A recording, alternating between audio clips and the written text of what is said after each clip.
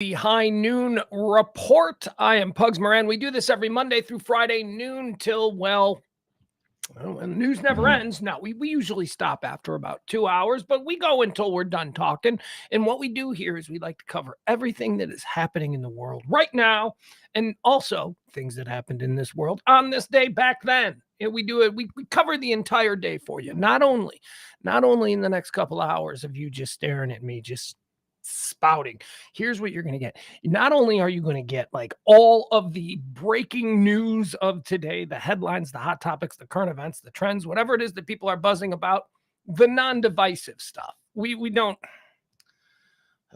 don't even get me started. We don't do the politics. Sometimes, but no, this is not a political show. So don't even. I don't care how you voted. You don't care how I voted, or maybe you do. Get over it. Excuse me. So not only do we give you all the headlines, hot topics, and all that stuff, we also try and give you a nice little well-rounded 30,000-foot view of what this day has represented throughout time. We do that by going through the history of today's events. We go through birthdays. We talk about people who've died. We talk about people who've died, and we decide, do we care? Do we care? Because, can't care about everybody. We should care about more than we care about, but we can't care about everybody. That's crazy. All right, let me tell you what I got going on here. First of all, did you have a great weekend? I had a busy weekend. I had it was a full boat. It was well, I'm sure you all had a crazy weekend. It was like 1,000,000 degrees. Father's Day weekend. It was just very. I got no stories. I got no good stories that I can tell other than this. So my co-pilot on this show, if you tune in every Monday through Friday at noon right here on the Radio Misfits podcast and streaming network, radiomisfits.com. If you tune in, you might know that I have a little co-host that I do the show with from time to time, and that is CeeLo the dog. CeeLo is a Catahoula dog, and she's, very loyal, and she will sit here and she will watch me do the show. She just stares at me. She's got a little bed right here. So you might be used to that. And I got to tell you, she's not interested today. She has turned us down. She is not. Now, that doesn't mean in a couple of minutes she's not going to start barking outside the studio door, which means I'm going to have to say, excuse me, get up and let her in. That's probably going to happen. But here's what she's doing right now. I don't know if you can hear her. I just heard her a second ago, like before I started talking about this. She has decided in her infinite Catahoula dog wisdom that it is more important for her to stay glued to the front window and keep an eye on the guy who's cleaning the pool 3 houses down across the street than it is to join us. So she's just sitting there in the window before I came up there. I'm like, come on, let's go. We're going upstairs. And she just kind of looks at me, and then she looks back, and I make my way up the steps, and I just hear her. She does this performatively because she's constantly trying to justify her existence in this household. She thinks that her job is to be like the Praetorian Guard. So just like her job is security. She's head of security. That's her job.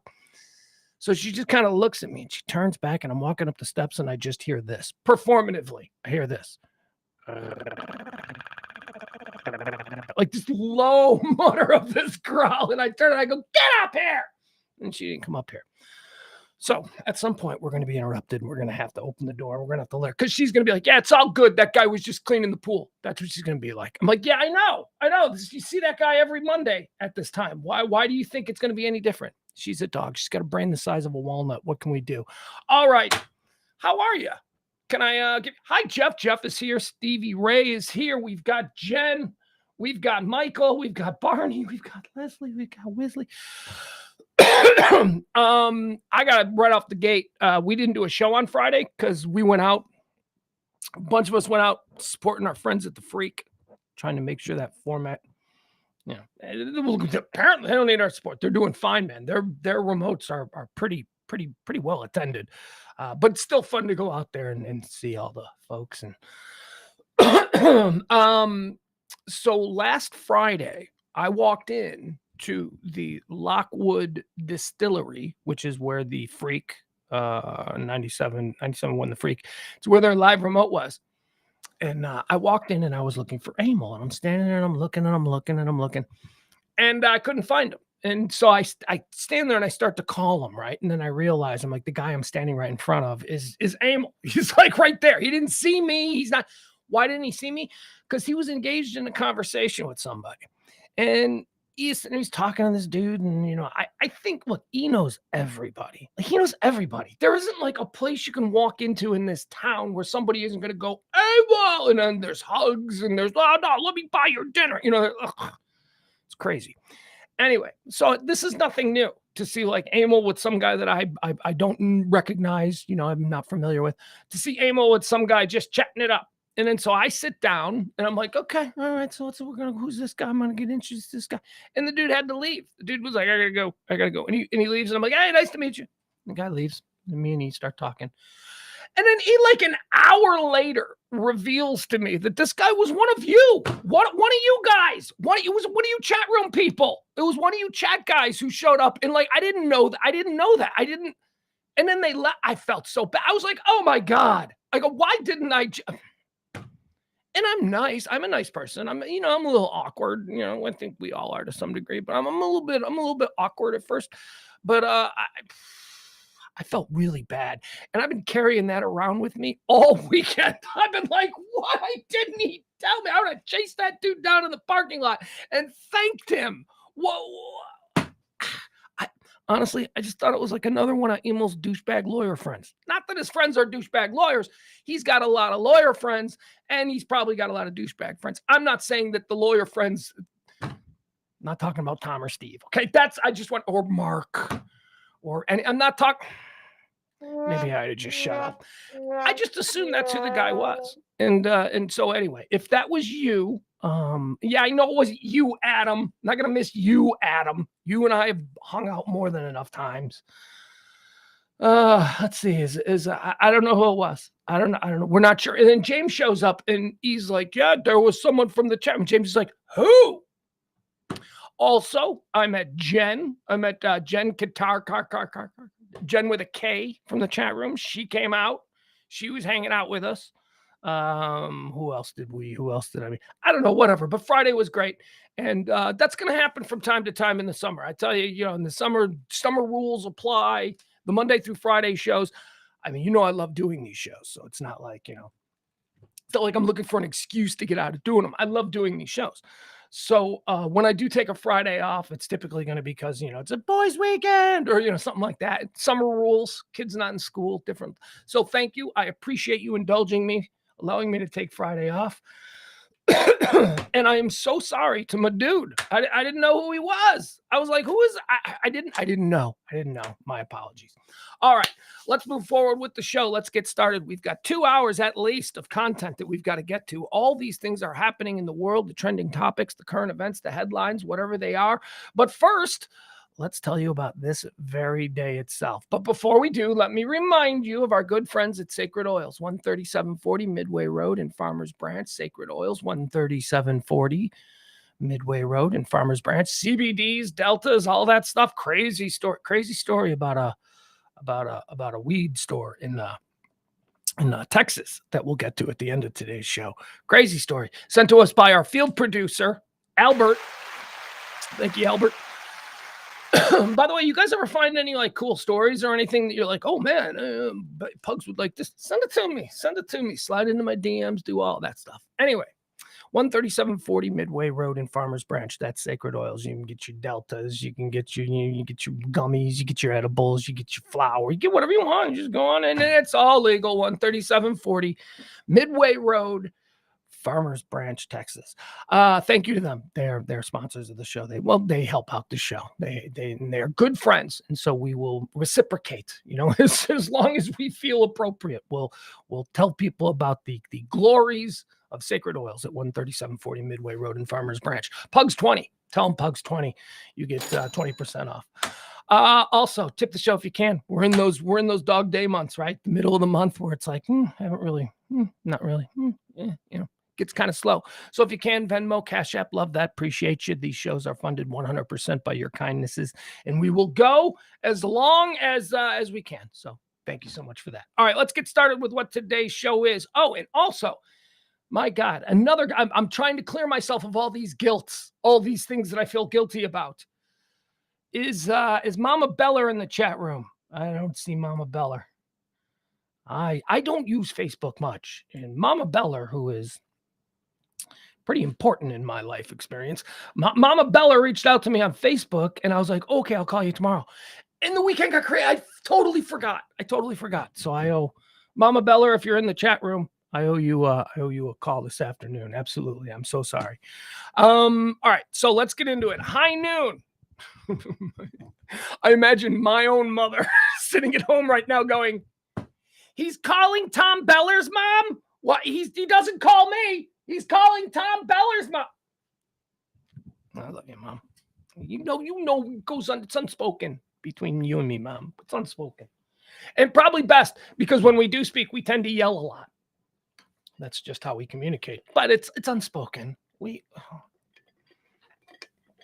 or die. Me and Mom, ride or die. All right, on this day. What in the name of all that's... Well, that was... For some reason, Jonah Heim's solo shot from yesterday has just popped up on my computer. All right. Hey, man, I got to tell you, that's another thing. Don't we have Rangers White Sox week coming up? Oh, my God. My White Sox need to get on a hot streak. Come on. This team is too talented to be as bad, and not bad, as inconsistent. And then, they hit 10 home runs. Not 10 home runs. They score 10 runs in a game, and then they score like no runs for 3 games. It's like, ugh, I just don't get it. Anyway, Rangers. I'm having a difficult time this week coming up because is it Rangers White Sox week? Let me see. I think it is. I've been like kind of blacking this out because it's hurtful. It's Rangers in Chicago. I know they're not here because that doesn't happen until the end of the year. Chicago White Sox. Oh, man. Hold on.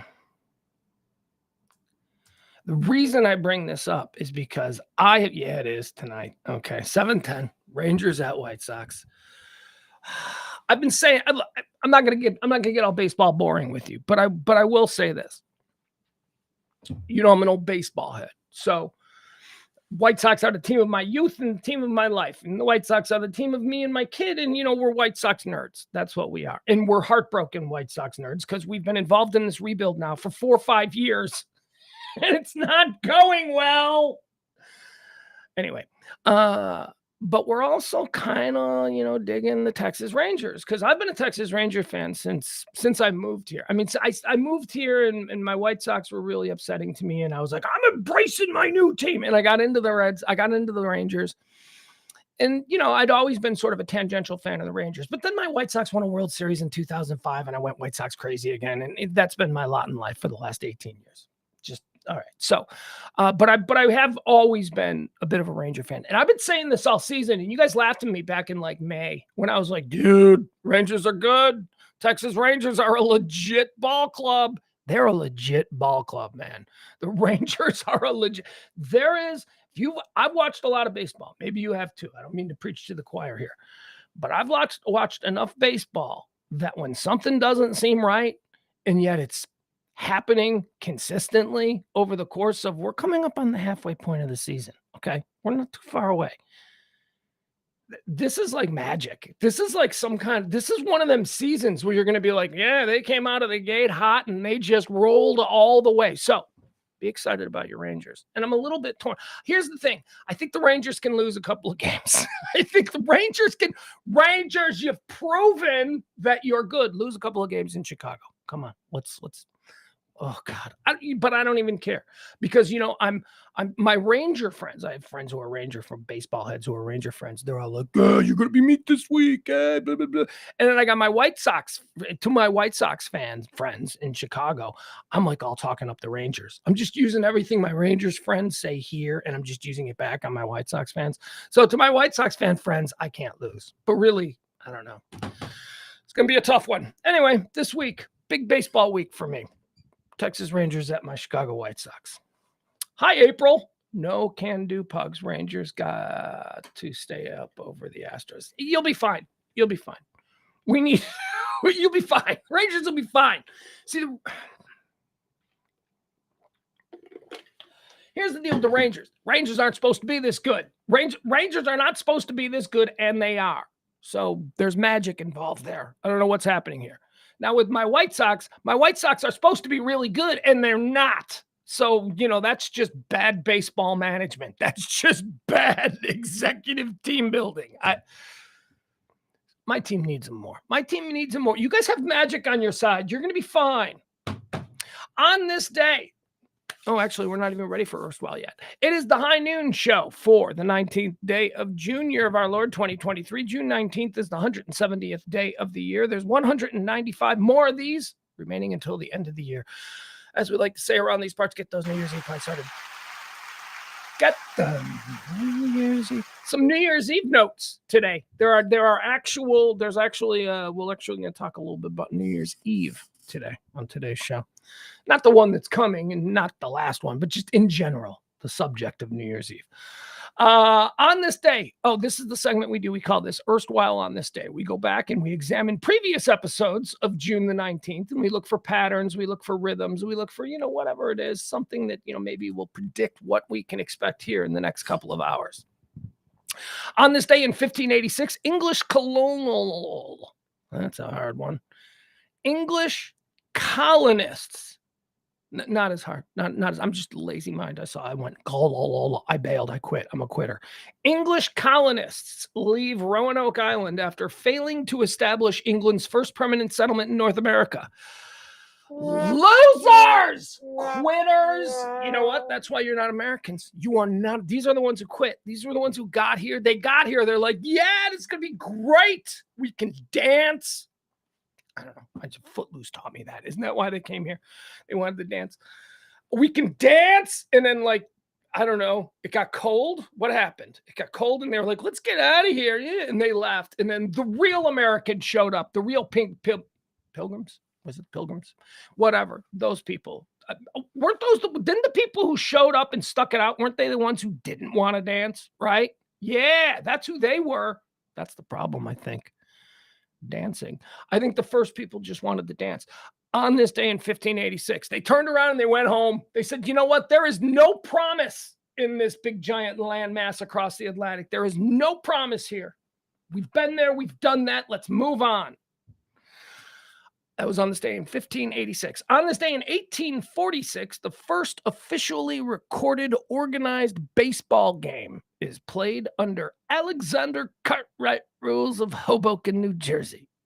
What that is? What are those baseball rules? What does that say? Do you allow the shift under Alexander Cartwright's rule? Okay. Anyway, here's the deal. The game was played on this day, the first ever recorded baseball game, 1846. On this day, it was played in New Jersey at Elysian Fields. And now here's who played. The New York Baseball Club played the Knickerbockers. Guess what the score was? The very first baseball game. This was a lie. This had to have been, no way. Because if this is the score and if this was the home team, I don't know who the home team was designated here, but if this was the baseball would have been a massive success much quicker than it was. And it was a pretty quick success. 23-1. 23-1. So basically, that tells me this. The first ever recorded baseball game was between a group of guys who played baseball all the time who showed up and went, hey, who wants to play us? Because it was 23-1. How is that? That other team. There's only 2 teams in the entire league. Again, this is the first ever baseball game played. So there's 2 teams. One team scores 23 runs. The other team scores just the one. That was on this day in 1846. On this day in 1934, the Communications Act of 1934 establishes in the United States the Federal Communications Commission, the FCC. That's right. That was the big deal made on this day in 1934. Oh, you robber barons of the airwaves, you can use the public trust. You can use this air because I will have you know, David Sarnoff and William Paley and all you founding fathers of American broadcasting, this air that you are going to use to transport your product that you are selling, this air is not your air. This air is our air. So as long as Justin Timberlake never tears off the top of Janet Jackson at a Super Bowl halftime show, we won't be involved. Well, of course, we know that the FCC got involved a lot, but that was the deal. The deal was the FCC said, okay, fine. You guys have figured out a way to make money off of these airwaves, and these airwaves aren't yours to make money off of. So you got to cut us in. You know what I mean? You got to cut us in. You got to cut in the American public. So, they do that by fees and all that kind of stuff. But then also they were like, but, because we got to make it seem like we're not just in this for money, so that we're not just, seen as some bullshit bureaucratic entity that's, just collecting dues. We have to pretend like we care about what the public cares about. So no boobs, no swears, that's what the FCC became. On this day in 1934, the Federal Communications Act is established. On this day in 1943, the Philadelphia Eagles and the Pittsburgh Steelers of the NFL merged for one season due to player shortages caused by World War II. These are the famous Steagles of 1943. Yeah. Here, apparently there's a fucking UPS delivery guy somewhere in the neighborhood. She's going nuts. Hear that? She's like half a block away. This is a mansion that I'm in. She's like...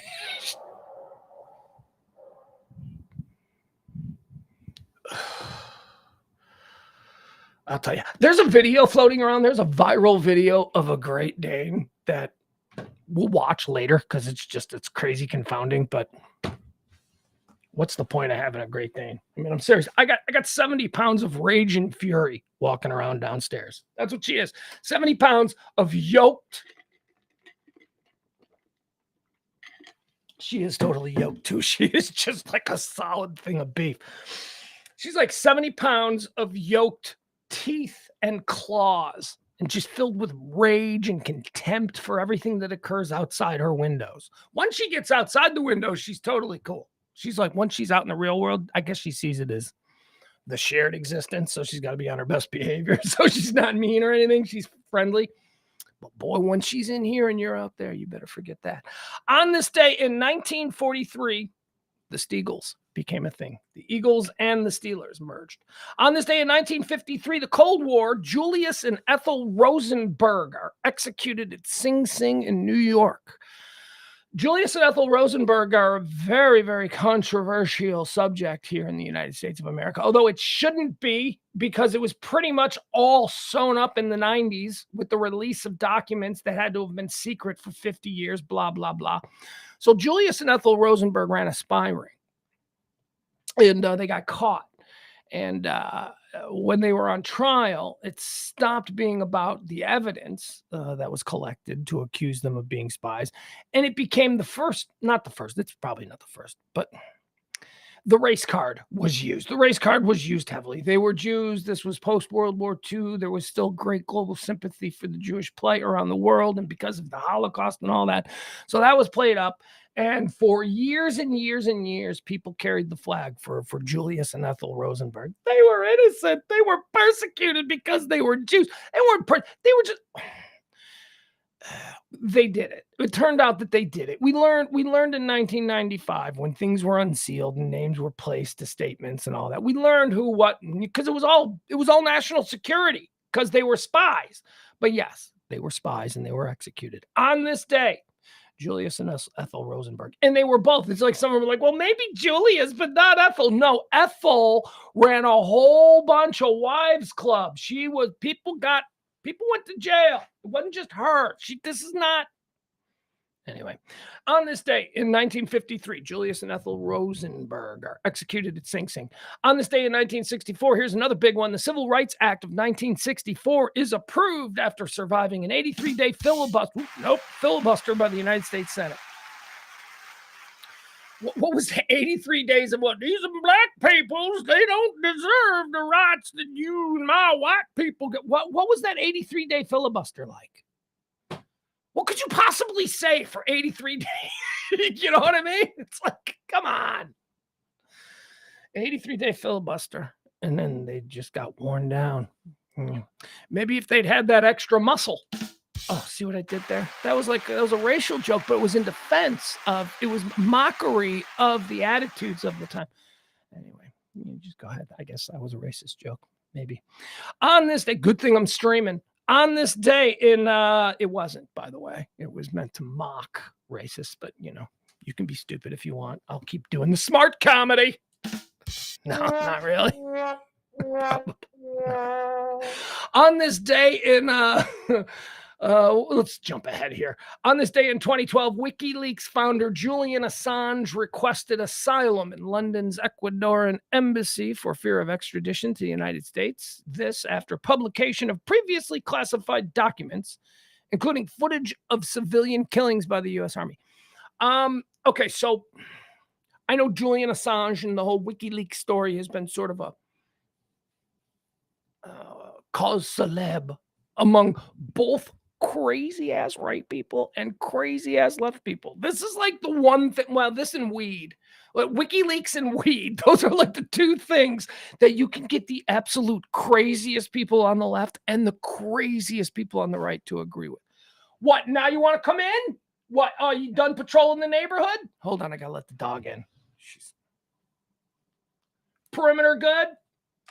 You check the south gate? All right. Let's go. Come on. Get in your chair. Good girl. Okay. Okay. So, what's going on with the squirrel situation? How are we doing? No. Okay, everybody can see it. Come on, we'll let everybody see you. There you go. There you go. Go sit down in your chair, dude. Go sit back in your chair. All right. How's the any packages? What were you barking at? What were you barking at? What was that all about? You don't want to tell me? You just gonna lay down in your chair? Well, that's okay. That's a full report. If you are ready to lay down in your chair, where you go? No, you're not going out. No, you got to stay. All right, you go over there. All right, there she is. My co-host is here. She's ready to sit and move around and make noise and, you know, do all the things that just irritate me a little bit. That's CeeLo. Go wherever you want. Go. You can go. You have the run of this place. Just not there. Okay. Sorry, folks. I'm trying to get this all set. This is what we do here on the High Noon Show. It's a very fluid operation. Now you're going to go. Now you're going exactly where the cords are. That's where she wants to go. And now you're back in your chair. After all of that, you're back in your chair. Okay. Okay. Good night. That tells me all I need to know about the security situation. If she's comfortable taking a little nap, must be no pools being cleaned. Oh, hold on a second.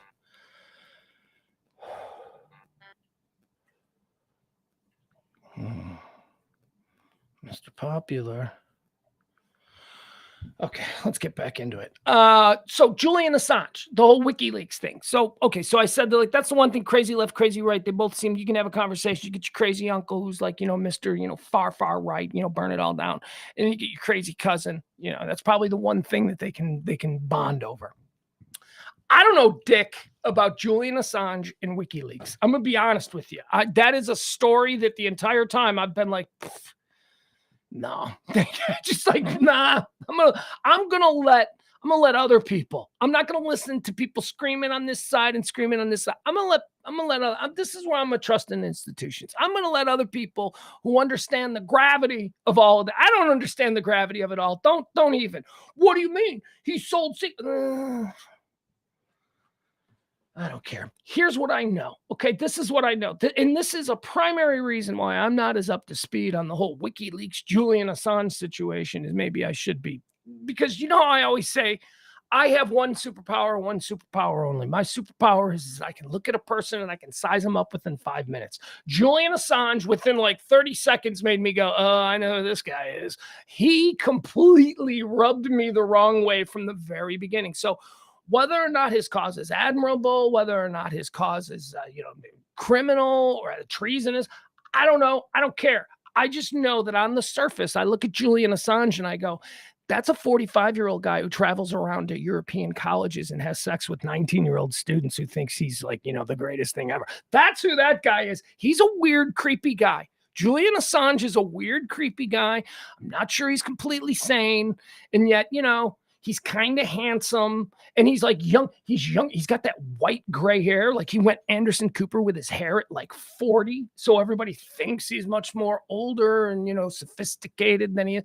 No, there's something weird about him. Dude spent like months hanging out with Pam Anderson at the London embassy. Now, that would probably not be a bad thing, but Pam Anderson, really? So Pam Anderson is who you're talking. So I don't know much about Julian Assange and WikiLeaks, but I do know that on this day in 2012, founder Julian Assange requested asylum in London's Ecuadorian embassy. I don't know where he is. Is he in America? What is he? He's in Sweden? Where is he? No, Sweden. Can't go to Sweden because he raped people there. Man, there was a Rolling Stone story about him that I did read. I shouldn't say. I don't know anything about him. Everything I know about him ain't good. It isn't good. And then there's just the vibe, the whole energy that he gives off. That I'm just like, I don't know. A lot of these people, a lot of the Snowdens, I know a little bit more about Snowden because I had to do a project on that once. So I know a little bit more about Snowden. I've tapped out on Julian Assange and WikiLeaks. Reality Winner, that one, that chick, there's a new show about her. There's a new show about her on Max, which is the old HBO. Stars Sydney Sweeney, and they made Sydney Sweeney ugly, so I won't watch it. I'm like, I'm not watching that. No. If you look, I might have watched it if you'd gotten like a woman who is not like one of the 10 hottest people on the planet right now, and just had a normal person have bad hair and stuff. That's fine. But you don't take a Sydney Sweeney and you don't make her look fuddly. Okay. It's too early. When you do this with Sydney Sweeney, when she's 45, when Sydney Sweeney's 45 years old and she's trying to get more credible role, that's when you make a Sydney Sweeney fuddly. You don't make a 23, 24-year-old Sydney Sweeney fuddly. Not yet. It's too early, too early in the career. What if that's the first thing you know of Sydney Sweeney? Then you don't. Okay. The two guys who know better than anyone else that I'm currently streaming are blowing up my text messages with silly little banter. It has nothing to do with the show. They're not even aware. That's the support I get. Thank you. Thank you. Actually, I say that with tongue firmly in cheek because the amount of support that I get from these two in particular is incalculable. So go ahead. I suppose if anybody's allowed to interrupt the show, it would be those guys. Let's move on to some birthdays. That's right. We like to celebrate people who were born on this day. Born on this day in 1896, Wallace Simpson. Now, Wallace Simpson was Eddie VIII's American divorced girlfriend. Eddie VIII was, sorry, I don't mean to make it so familiar, King Edward VIII of the United Kingdom and all the colony, whatever the fudge the title was. He was King Edward. He's king. He was king back when 2023, king, very ceremonial. But back then, man, being king was a deal. Being king meant something before World War I, and actually, I guess he would have been after World War I. I don't know, whatever. He was king. And then he fell in love with this American divorced woman who looked like a horse. And he gave up the crown. He gave up the crown, which then caused his little brother to have to become king. And his little brother didn't want to be king of England, but he became king. And then that little brother who became king, he had a daughter named Elizabeth, and she had a kid named Charles. And that's where we are now. Okay. But the stories about why he abdicated, Edward abdicated for Wallace Simpson, born on this day. The reasons why he abdicated over the years have gotten more and more liberal. They've gotten more libertine, let's say. They've gotten more, like, for instance, it's supposed that, old King Eddie was a flamboyantly adventurous sexual Magellan. Let's put it that way. He was really into the sex, and he liked all kinds of crazy sex, and he couldn't have all kinds of crazy sex.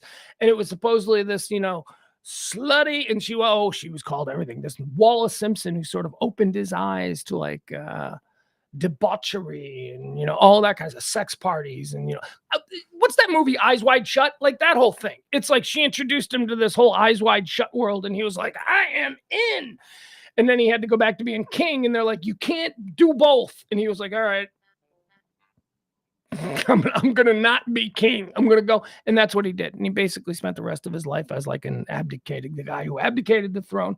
And he married Wallace Simpson and whatever. They became American socialites. And that was a long time ago. Born on this day in 1896, Wallace Simpson, American wife of King Edward VIII. Born on this day in 1897, 1 year after Wallace Simpson, Mo Howard. Yeah. Didn't like Mo. Mo was my least favorite of the Three Stooges. I found him bossy. I found him irrational. I found that he had very little patience for people. He's a terrible leader. That's my thing. That's my thing about Mo. Mo was a terrible leader. Born on this day in 1897. Born on this day in 1902. Here's a leader. Now, this is a leader. Ladies and gentlemen, born on this day in 1903. Oh, wait, who's this? Oh, screw this guy. No, this guy, never mind. Born on this day in 1902, Guy Lombardo. You know, Guy Lombardo sold like 200 million records. 200, think about that. Fleetwood Mac's only sold like 90. I don't know how many Fleetwood Mac has sold. I just threw that out. My point is, that's a lot of records. Guy Lombardo, what's he famous for? Old Lang Syne. That's right. Should all acquaint. You know the song that's played everywhere at midnight on New Year's Eve, Old Lang Syne? Yeah, Guy Lombardo. He got famous for playing that song. But here's the thing. He didn't write that song. He didn't popularize that song. He wasn't the first to use that song as a commemorative moment on New Year's Eve. He just was the first guy to do it on TV in the 50s and 60s. So our grandparents just, I guess, they were like, he's the guy who did it. And now to this day in 2023, Guy Lombardo, you say that, you think Old Lang Syne. It's that, screw that guy. It's right place, right time. That's all he was. Born on this day in 1903. Here's a true leader. Lou Gehrig. Mo Howard. Terrible leader. Lou Gehrig.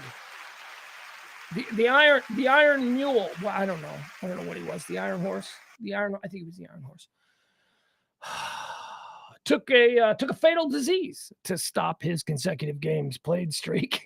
Not an injury, not a contract dispute, not a late night with the boys. No, Lou Gehrig played through everything right up to the moment when he couldn't play at all. And Pride of the Yankees. Tremendous film.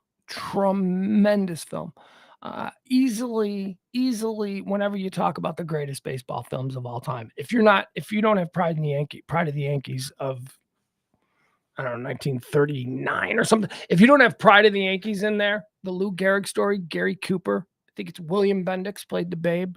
No, William Bendix played the Babe in the Babe. Wait, who played the Babe in I don't know, it doesn't matter.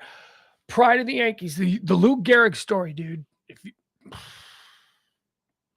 There's that scene where he's in the kitchen. Oh, I still get sick to my stomach. He's in the kitchen. He's Lou Gehrig. He's like the Yankees. He's hanging out with his wife and his mother-in-law.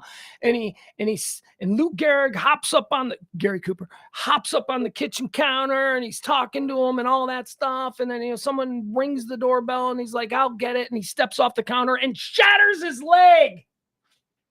I still get sick to my stomach watching that. I'm like, oh. And that's how they discovered Lou Gehrig's disease. Oh my God. It's not actually Lou Gehrig's disease. It's just they a lot of attention was brought to that disease when like when the Mike Trout of 1929, when the Mike Trout of 1929 suddenly had this fatal disease, people were like, whoa, we're interested in it. So there you go. That's a real man, though. Happy birthday to you, Iron Horse. Lou Gehrig was born on this very day in 1903. Born on this day in 1915. Here's a guy who altered my life. A combination between this guy and another dude are the reasons that I can't sell anything. The reasons that I am the world's worst salesman is because of, in large part, the acting prowess of one Pat Buttram. Pat Buttram, ladies and gentlemen. You guys know who Pat Buttram was? Pat Buttram was Mr. Haney. No, not Mr. Haney. Wait, no.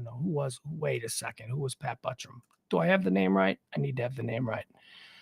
Was an American character actor. Buttram was known for playing the sidekick of Gene Autry and for playing the character Mr. Haney in the television series Green Acres. Oh, no, mister. You know, he had that weird voice. Oh, man. He was always trying to sell some bullshit. And Mr. Haney is the reason, even at like 4 years old, I'm watching these Green Acres reruns. Mr. Haney, I'm like, salespeople are bad. And then years later, it was Herb Tarlick. Remember Herb Tarlick on WKRP in Cincinnati? I just don't want to be Mr. Haney or Herb Tarlick. I think that I couldn't sleep at night if I had to be those people. But Pat Buttram was funny. We all liked Mr. Haney. He always had some gadget, some nonsense, some kind of, elixir that he was selling. Happy birthday to you, Pat Buttram, born on this day in 1915. Born on this day in 1928, Nancy Marchand. Nancy Marchand died in 2000. Nancy Marchand. You know Nancy Marchand? Do you guys know who she is?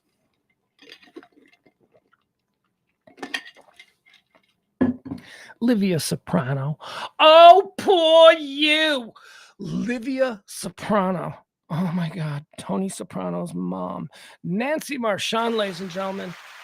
Now, I'm sure somebody out there has rewatched and re-binged The Sopranos more than me. I'm sure there's somebody with a mental illness greater than mine who has found a way to see it maybe 100 times all the way through. I don't know.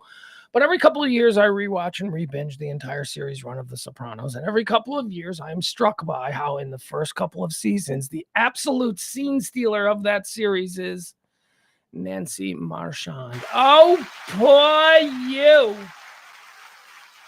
And she died. She died like between season 2 and season 3, something like that. I don't know. She died, and then they had to like use really early CGI to sort of like cut and paste her from other scenes that she had done to sort of explain her death. I don't know. It was very good. Oh, poor you is what she used to say. She was awful. She was the worst mom. She was the worst example. Everything, if you're a mom, well, not everything, but just as far as mentally abusive and emotionally destructive to her children, she checked every box. She did everything that you should never do. Oh, poor you, Nancy Marchand. Born on this day in 1928. Happy birthday to her. Born on this day in 1947, Salman Rushdie. Remember Salman Rushdie? He wrote the Satanic Verses like 30, 40 years ago. And then they said, you're going to die. Like the entire Islamic world was like, we're going to kill you. And so he had to go into hiding, and he went into hiding for like 10 years. And then he emerged from hiding with like a supermodel wife, that Padma Lakshmi. You know her from Food Network, that super hot girl? Yeah, he was married to her. And he's like 40 years older than her, but whatever. We won't get into that. Anyway, so he comes out of hiding. And he's like, you know what? I've been hiding for 15 years. Look at this. Look at this. I got this hot ass chick. She's like much younger than me. Not only is she hot, but she's super smart and sophisticated and worldly. I'm Salman Rushdie. They probably forgot about me. And then last year, they stabbed him in the face. Yeah. You remember that? Remember last year? They stabbed Salman Rushdie in the face? Like 30 years. They waited like 30 years. They're like, yeah, no, go ahead. Spend the next 30 years of your life looking over your shoulder, living in fear. We're not going to do anything for 35 years. And then on the 35th, he got comfortable. He got comfortable. These people, they don't quit. They don't quit. They're not going to give up. So he's doing a book thing in New York, right? He's like in front of a crowd, and by the way, he's been appearing in front of crowds for like 15 years. And most people have been like, he probably shouldn't be doing this, right? I mean, this is not going to end well, but he's been doing it for 15 years now. I mean, he's even divorced from Padma Lakshmi. He's divorced from her at this point, and he's still out there.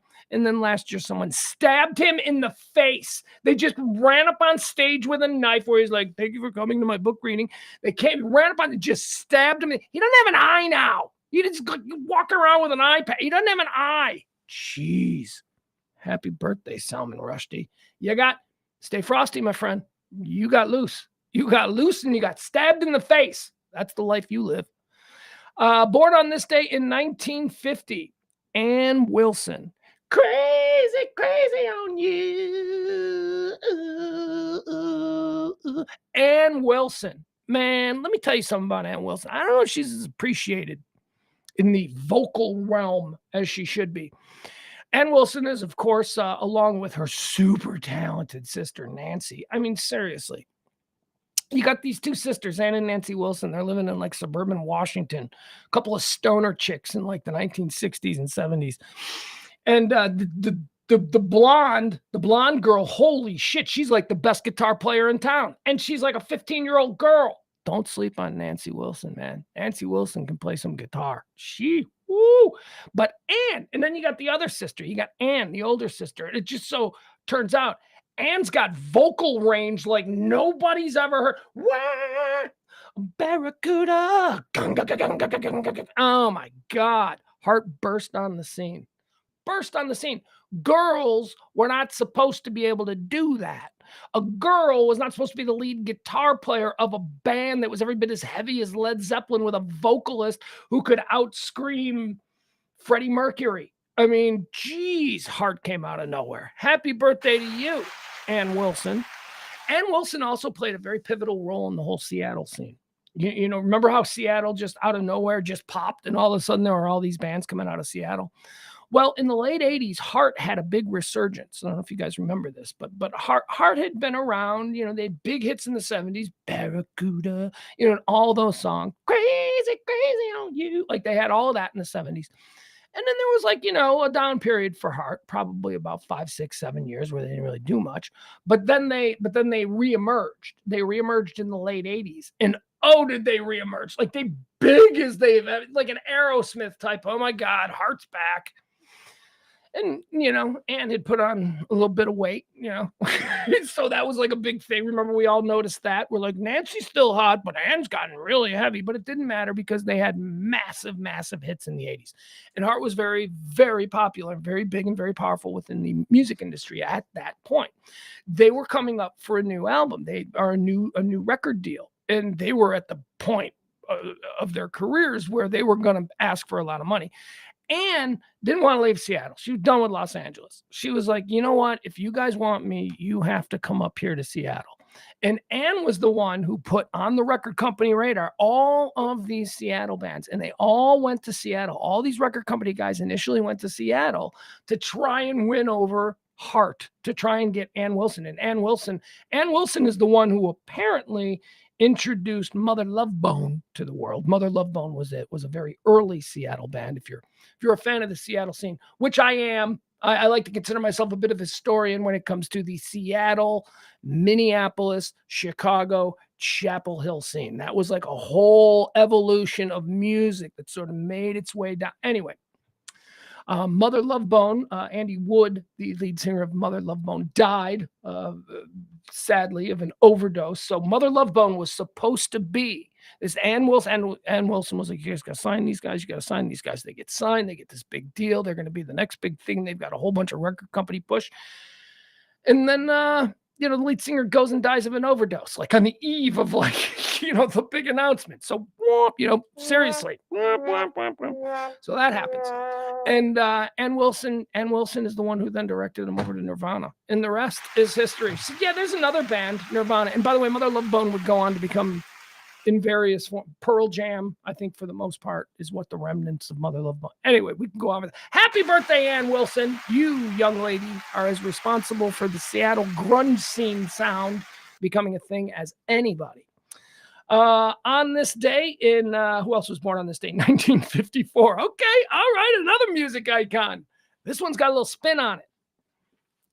Ann Wilson, when you're talking about music icons, Ann Wilson is a fastball across the plate. There ain't no fraudulence there. That is just big voiced talent coming out of the Pacific Northwest in the 1970s when women weren't allowed to do that. That is a fastball across the plate. I'm going to throw you some junk because here's another guy who was like super influential in the music industry, but now he's going to throw us a breaking slider that's going to make us look foolish. Yeah, I'm a baseball nerd. Lou Pearlman. Lou Pearlman was born on this day in 1954. Remember Lou Pearlman? This is what I'm saying. He's got some junk on this one. Lou Pearlman was that like, can we just be straight? He was that obvious pedophile who, like, you know, I don't know why, because he had money and private jets. I mean, he looked like a pedophile from the Lou Pearlman is the guy who created all the boy bands. Lou Pearlman is the guy that, like, gave us Justin Timberlake and, all this stuff. He had, like, a TV series on ABC called O-Town where he was, like, the center of it. And he was, like, trying to bang all these kids, and he was, like, having sex with, like, a whole bunch of boy banders that never made it, and oh my god. He made billions! This guy made billions. We're talking. Okay, so who did he have? And by the way, this is one of those, this isn't one of those deals where, like, the band signs the contract and the band gets the money and the band pays their representatives. No, this is more of like a, creepy pedophile guy gets a bunch of cute little kids together, makes them sing and dance, signs them to a personal contract, and then he takes that personal contract and he sells it to a record company. The record company pays him, and then he pays the employees. So when Justin Timberlake or NSYNC or whatever signed that big record deal, that wasn't with the record company directly. They were paid as employees of Lou Pearlman. Lou Pearlman signed that record deal. Billions. This guy made shit tons. Louis J. Pearlman was an American record producer. He was the person behind many successful 90s boy bands. Having formed and funded the Backstreet Boys after their massive success, he then developed NSYNC. He created Backstreet Boys and then NSYNC. Anyway, he was a pedophile. Anyway, he was having sex with a bunch of these kids. And a whole bunch of the ones not named Justin Timberlake, going through life dealing with the trauma of having hung out with this creepo. See what I mean? He certainly was important to the music industry. Ann Wilson was important to the music industry, but she's a fastball across the plate. That's an obvious one. This guy, also extremely important to the music industry, made billions for the music industry. But the whole boy band thing wasn't a thing, and then it was a thing because of him. But he's got a little bit of junk on his fastball, you know what I'm saying? He's got some. But can't say that he wasn't important to the industry. Born on this day in 1954, umbilical cousins with the creepy-ass Lou Pearlman. How about Kathleen Turner? Oh, I love Kathleen Turner. I love Kathleen Turner. Have you guys heard Kathleen Turner lately? Oh, my God. First of all, this is my imitation of Kathleen Turner in 1985. You should hear her now. Kathleen Turner was like a smoke show of a sexy siren in movies in the 1980s. She kind of came out of nowhere. Manson, the Stone, Body Heat. She was big. She was big. And then she hit 40 at a time in Hollywood where that wasn't allowed. And so she just kind of went away forever. Well, 20 years at least. And then she reappeared. And you remember when she reappeared like Kathleen Turner hadn't done anything. Like, oh, Kathleen Turner, she's gone. When was the last time you saw Kathleen Turner? We didn't see her. And then she starts popping up on Friends. She was on Friends. She played Chandler's dad. Remember Chandler's dad had a sex change, and he sex changed into Kathleen Turner. Anyway, Kathleen Turner, born on this day, 1954. Born on this day in 1962, a real wackadoo, Paula Abdul. Paula Abdul was born on this day. Do you remember when tuning into American Idol was... like the only reason you tuned into American Idol was to see how many pills Paula was on? Oh man, there was a period around 2003, 4, 5 when Paula Abdul was just so great. I mean, what were they bringing her out to set in a wheelbarrow? They just like wheeling her out and dump her into her chair. And Randy Jackson like props her up a little. She was a mess. She was an absolute mess. And I have a friend who lived with her during this period of time. So when I say she was a mess, I'm not just talking about speculative things. I'm talking about my friend who locked herself. I can tell this story because my friend was living with Paula Abdul. My friend was a contestant on American Idol. And for some reason, she was living with, I don't even understand it, but she was living with Paula Abdul. And Paula Abdul was having one of her moments. She has moments. Was having one of her moments. And so this person I know locked themselves in a closet in Paula Abdul's mansion and just hid out in a closet for like a day while the whole time she was on the phone with American Idol security trying to figure out the best way to handle this. Like, do we call the police? Do we? Happy birthday, Paula Abdul. I'm just telling you. In order to get her, I'm guessing that, we like to think that Paula Abdul was completely, zonkered out because she's a party girl who just wants to get something, but I don't think so. I think she's got some bipolar things going on. And I think she's very difficult. And I think that the only way that she's not difficult is when the producers of that show zonked her out. I really believe that. I believe that the medication was so that she could do the show. It wasn't she's doing the show and she's high. No, it's she has to be high in order to get her to do the show, or else it's, she's Godspeed to you, Paula Abdul. Like she's dead. She's not dead. She's, Anyway, born on this day in 1962. Born on this day in 1964, Boris Johnson, Prime Minister of the United Kingdom and former Mayor of London. Boris Johnson's having a moment.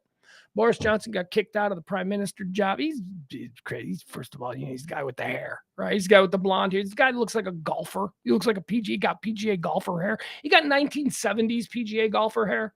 It's like doing like a Jack Nicklaus meets Alfred E. Newman kind of thing, but the bleached blonde. Anyway, it's a weird look.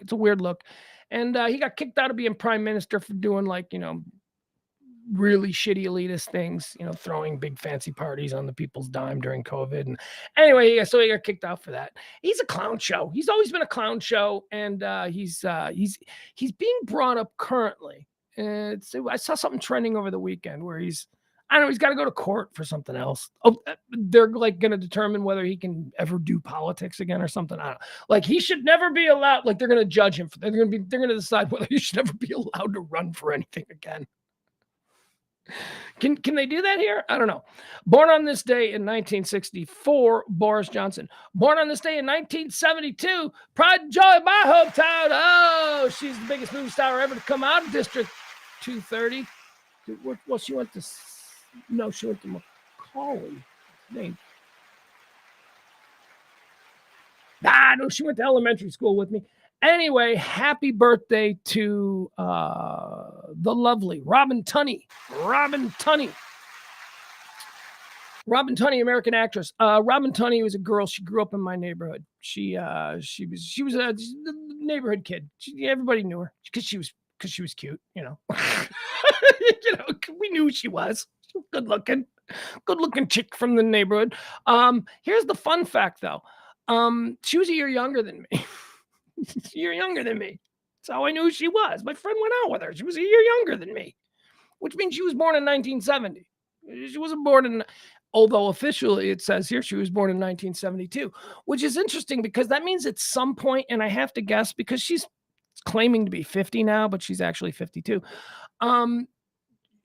That means probably around 40. She moved her age back 2 years. She didn't want me. I'm thinking she didn't want to be 40. But that's a lie. It's a lie. It says Robin Tunney, born June 19th, 1972. I believe that I have evidence of it, yearbooks and whatnot, but not handy. So how convenient for me to offer evidence that isn't handy to prove. But yeah, no, she was not born in 1972. She's born in 1970, but it's cool. It's cool. Good for her. Oh, we were so excited about her. The first thing that I remember seeing her, and when all the friends were like, dude, did you see Robin Tunney? She's at Empire Records. That was and it was disheartening to us that she was in Empire Records as the character that she was, because the character that she was in Empire Records wasn't really like how we knew her.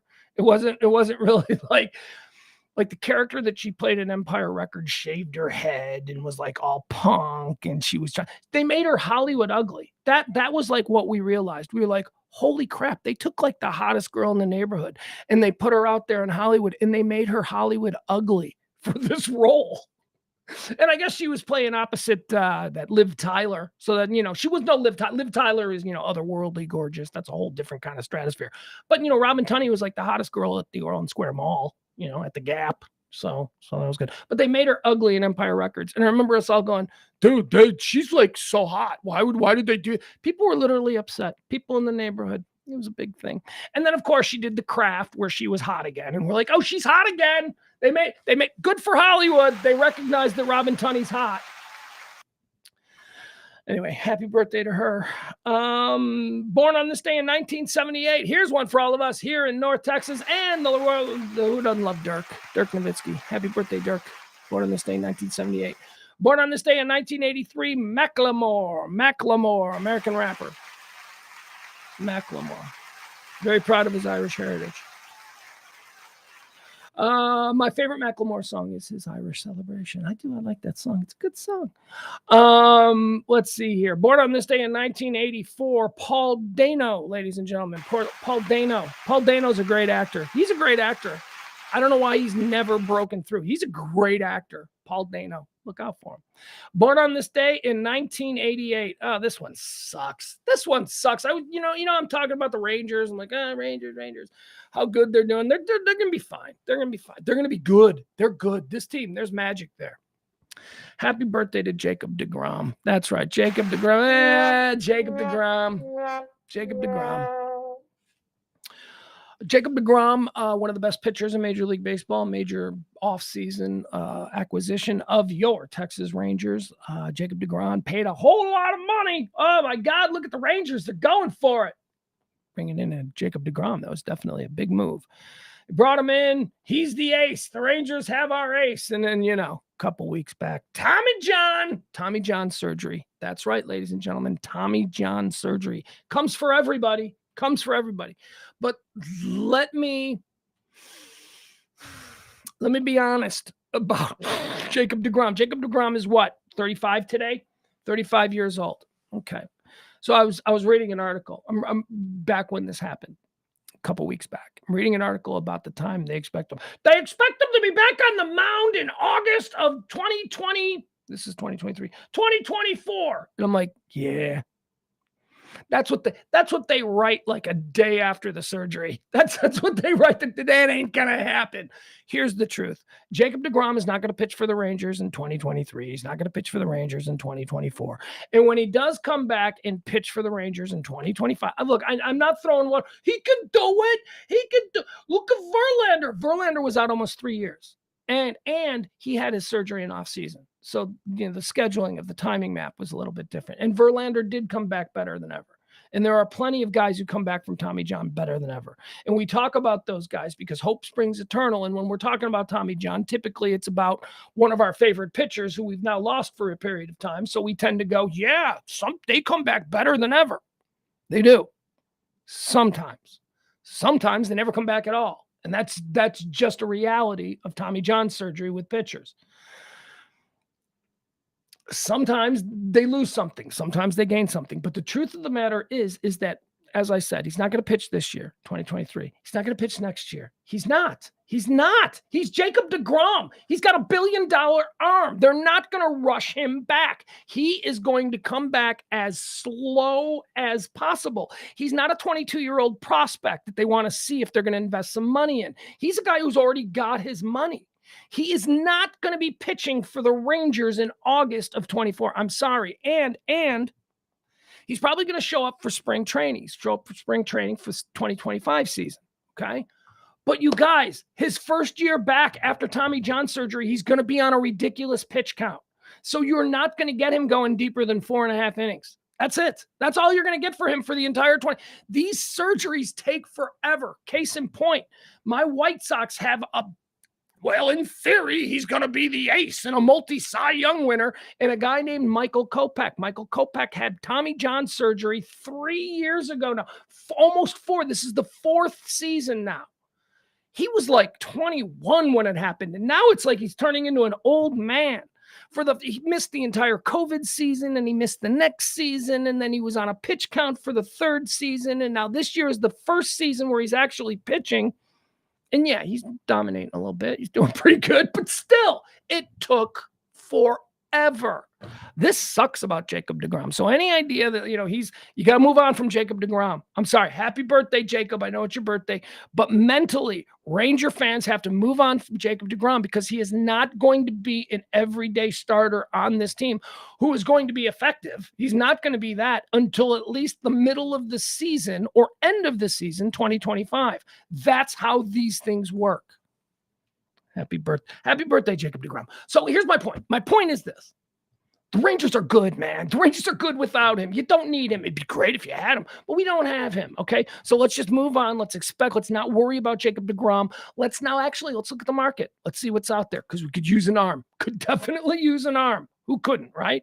Let's move into deaths. We're going to do the segment here we call These Are the People Who've Died, Who've Died. These are the people who've died. God, sometimes I wish I did sports radio. I do. The older I get, the more I'm like, man, I really should have done sports radio when I had the chance. I like sports radio. I'm not really great at X's and O's with sports, but I'm a fan. I think if you put me with like a sports nerd, we might have some good conversations. We might even learn something. Yeah, Frank says Elvis Andrus is doing good in Chicago. He's doing fine. Good is a little bit good. He's doing fine. We like him. We like Elvis. Great energy in the in the dugout. Let's talk about some people who died on this day, and let's determine whether or not we care. How about this one? J.M. Barrie, Scottish novelist and playwright, died on this day in 1937. Do we care? No, we don't care. We don't care. We don't even know who he is. Yeah, we do. Peter Pan. Well, we don't care about Peter Pan. Peter Pan became like a big story that everybody told. When there was like 5 stories in the world in English, right? Peter Pan. Get the... dead on this day in 1953, Ethel Rosenberg and Julius Rosenberg. So we don't care about these people. They were spies. It's obvious. The evidence that the government had against them was unsealed in the 90s. And so stop with the Julius and Ethel Rosenberg were railroaded for being Jewish. No, they were railroaded at all. They were treasonous spies for the Soviet Union during the Cold War, and they got caught. They happened to have been Jewish. Although, how Jewish could they have been when they were working for a Soviet government that outlawed Judaism years earlier? But whatever. Dead on this day in 1995, Peter Townsend, Burmese English captain and pilot. Peter Townsend. This is interesting. Peter Townsend was like a famous guy. You think, oh, like the dude from The Who? No. These are deaths. Pete Townsend from The Who is still alive.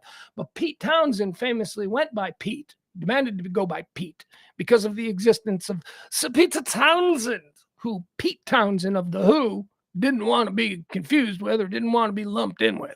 So Pete Townsend of The Who is not Peter Townsend. Peter Townsend, I only know him because of The Crown, that Netflix show. Peter Townsend was the lover of Princess Margaret for like 40 years, and they weren't allowed to get married, but they did it, and they hung out, and scandalous, very scandalous. Sir Peter Townsend is not allowed to marry Her Royal Highness. It was the whole thing. I don't know why he wasn't allowed to, but whatever. Do we care about Peter Townsend? Yeah, because The Crown is awesome. Because The Crown is awesome. I love The Crown. Love that shit. Dead on this day in 2010, Manute Bol. Do we care? Yeah, we care about Manute Bol. Big giant.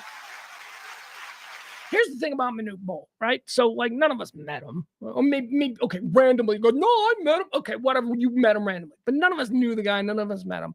But we all knew who he was because he was this, like, 7'7" gigantic, cricket of a human. He was just huge, like his arms. He was just a massive, it almost looked like an insect. I remember thinking, he looks like an insect, like some kind of giant. He's so big. And fun fact about Manute Bol. Manute Bol is the only guy in the history of the NBA to have played at least 5 seasons. All right, so there's a criteria there. He's the only guy in the history of the NBA to have played at least 5 seasons who retired with more block shots than points scored. Think about that. Manute Bol played about 10 seasons. I think he did play 10 seasons in the NBA. He retired with more block shots than actual points. Manute Bol died tragically. There is a seriousness about Manute Bol that we should probably take a moment because, look, big funny gangly guy out there playing basketball, right? That's what it was. He was like an experiment. Him and like Georges Marichon from the Washington Bullets back in the day. They were like these two gigantic, they didn't necessarily have the requisite skills to be a dominant NBA player, but they had the physical attributes, so why not just trot them out there? But above and beyond that, Manute Bol was a dude. Manute Bol is a man. And as I said, none of us knew him. So I think that we see him as this giant, gangly, smiley guy. And we project all the things that we want him to be. A big, lovable cartoon character, which oftentimes may not be the case. It might be an asshole. Might be a bad tipper. You might be a guy who gives waitresses a hard time. What I'm saying? You might be a guy who doesn't return his shopping cart at the store. He might be an asshole. So, but instead of that, we project all of these things onto these people. And I can tell you that it seems to me that the projections that were made on Manute Bol were pretty much accurate, because this guy turned out to be an absolutely wonderful human being. Do you know that Manute Bol Manute Bol died in poverty after a car accident in Connecticut where he broke his neck. He was a passenger in a cab, and the cab driver was drunk in the cab, and he got thrown from the cab and broke his neck. And I don't think he died from that. He died years later, a couple of years later. But he didn't have medical insurance. Manute Bol, 10 years in the NBA, this big ambassador, this diplomat, this activist. That's the other part of what he did. He went down there to Central Africa, Sudan, I believe, where he was from. And he became this like larger than life leader and activist of people. And he had no money. He had millions. He had endorsement money globally. He had all kinds of money after 10 years in the NBA. And he gave all of his money to the people of his village. So much so that when he died, when he was doing he was in Connecticut doing speeches and fundraisers for African relief when he was killed. He was killed, just thrown, broke his neck, and didn't even have health insurance, because every dime that he had went back. And Manute Bol was, and look, you can say, that's crazy. Well, it's crazy for you, Mr. Grew up in the suburbs with air conditioning and Atari. Maybe that's not crazy for a dude who grew up in a mud hut watching his entire 5th grade class get slaughtered by an invading warlord, right? Maybe that's not. So let's stop projecting our values on Manute Bol. Literally put his money where his mouth was. He said he will do that. He didn't even want to play basketball. He was convinced to play basketball because he knew it would make him money and it would get him out of there. And what he could do is he could then use the money to help the people in his village. That was the whole point, man. Manute Bol. And now his kid, Bol, is in the NBA. Bol. I think he plays for Orlando, maybe, somewhere down there. Anyway, on this day, Manute Bol died. Do we care? Yeah, we care. He was a lovely guy. A lovely guy, a real decent human. Dead on this day in 2013, American actor and producer on Nancy Marchand's birthday of all days. Oh, she was dead. She was dead for, at least, 13 years. James Gandolfini died on this day. The great Gandolfini. Tony Soprano, of course, Tony Soprano. But James Gandolfini, man. God, that guy was great. God, he was just so great. I mean, it was just, and I'm not just talking about The Sopranos. Like he did other stuff too. Like he did other types of roles and other 8mm. You ever seen 8mm where he plays the child pornography producer, the creepy ass? He was great, man. James Gandolfini can do a whole bunch of things. I think his last movie was some adorable little later in life rom-com with Julia Louis-Dreyfus. This is a delightful little movie. Just a movie about James Gandolfini and falling in love with Julia Louis-Dreyfus. And, they're both like in their 50s or 40s. I don't even know how old he was probably 50 or something when he died. I don't know. James Gandolfini, Tony Soprano, found in his bathroom of his suite in a hotel in Rome by his then 12-year-old son after suffering a massive heart attack. Do we care? Yeah, we care. Yeah, we care. James Gandolfini, we care. Dead on this day in 2013. Also dead on this day in 2013, Slim Whitman. Slim with the yodeling. Do we care? No, we really don't. Slim Whitman. Dead on this day in 2014, Jerry Goffin. Jerry Goffin, American songwriter, born in 1939. Now, here's how I know who Jerry Goffin is, okay? So I know that, obviously, I know the name. Jerry Goffin is one of the most famous songwriters in the history of it, but I'm just playing it, just helping those who might not know who Jerry Goffin is. Jerry Goffin became initially famous by writing just like every hit song of 1960 or whatever. He and his wife, a woman named Carole King, would just crank out these songs in the Brill Building. They were writers. They were staff writers. Back in the day, the pop songs that you heard on the radio, they didn't come from bands in garages who were working on riffs and lyrics and all that. No, Songs were written first by professionals at the Brill Building in New York City. This is where all the songwriters worked, and all the record labels had offices there. And you had songwriters who would write a song, and then they'd go, "This is a great song. Let's go find someone to sing it." And that's how it was. And that's basically where Jerry Goffin and Carole King came from. Let's see quickly. Jerry Goffin was an American lyricist collaborating initially with his first wife, Carole King. He co-wrote many international pop hits of the early and mid-'60s, including the U.S. #1 hits, "Will You Still Love Me Tomorrow?", "Take Good Care of My Baby", "The Locomotion", "Go Away Little Girl." Okay, those were his early hits. After he and King divorced, Goffin wrote with other composers, the theme from Mahogany. He wrote that. "Do you know where you're going to? Saving All My Love. I'm saving all my love for you." Okay, so he had a bunch of hits all the way in. He was inducted into the Rock and Roll Hall of Fame in 1990. Do we care? Yeah, we care. Jerry Goffin. Yeah, we care. You did good stuff. And now you're dead. And we care. Dead on this day in 2016, Anton Yelchin. Anton Yelchin. Let's get it out of the way. Do we care? Yes, we care that Anton Yelchin died on this day. Now, let's address the elephant in the room. Who the hell's Anton Yelchin? I know that's what you're thinking. You're like, who the fuck is this guy? Anton Yelchin. Remember when they rebooted Star Trek? He was like the new Scotty, right? Was he the new Scotty? Whatever he was good. I remember he was good. He was doing other things. Like all of a sudden he's popping up in other things. And they're like, "Oh, this guy's going to be a movie star. This guy's actually pretty good."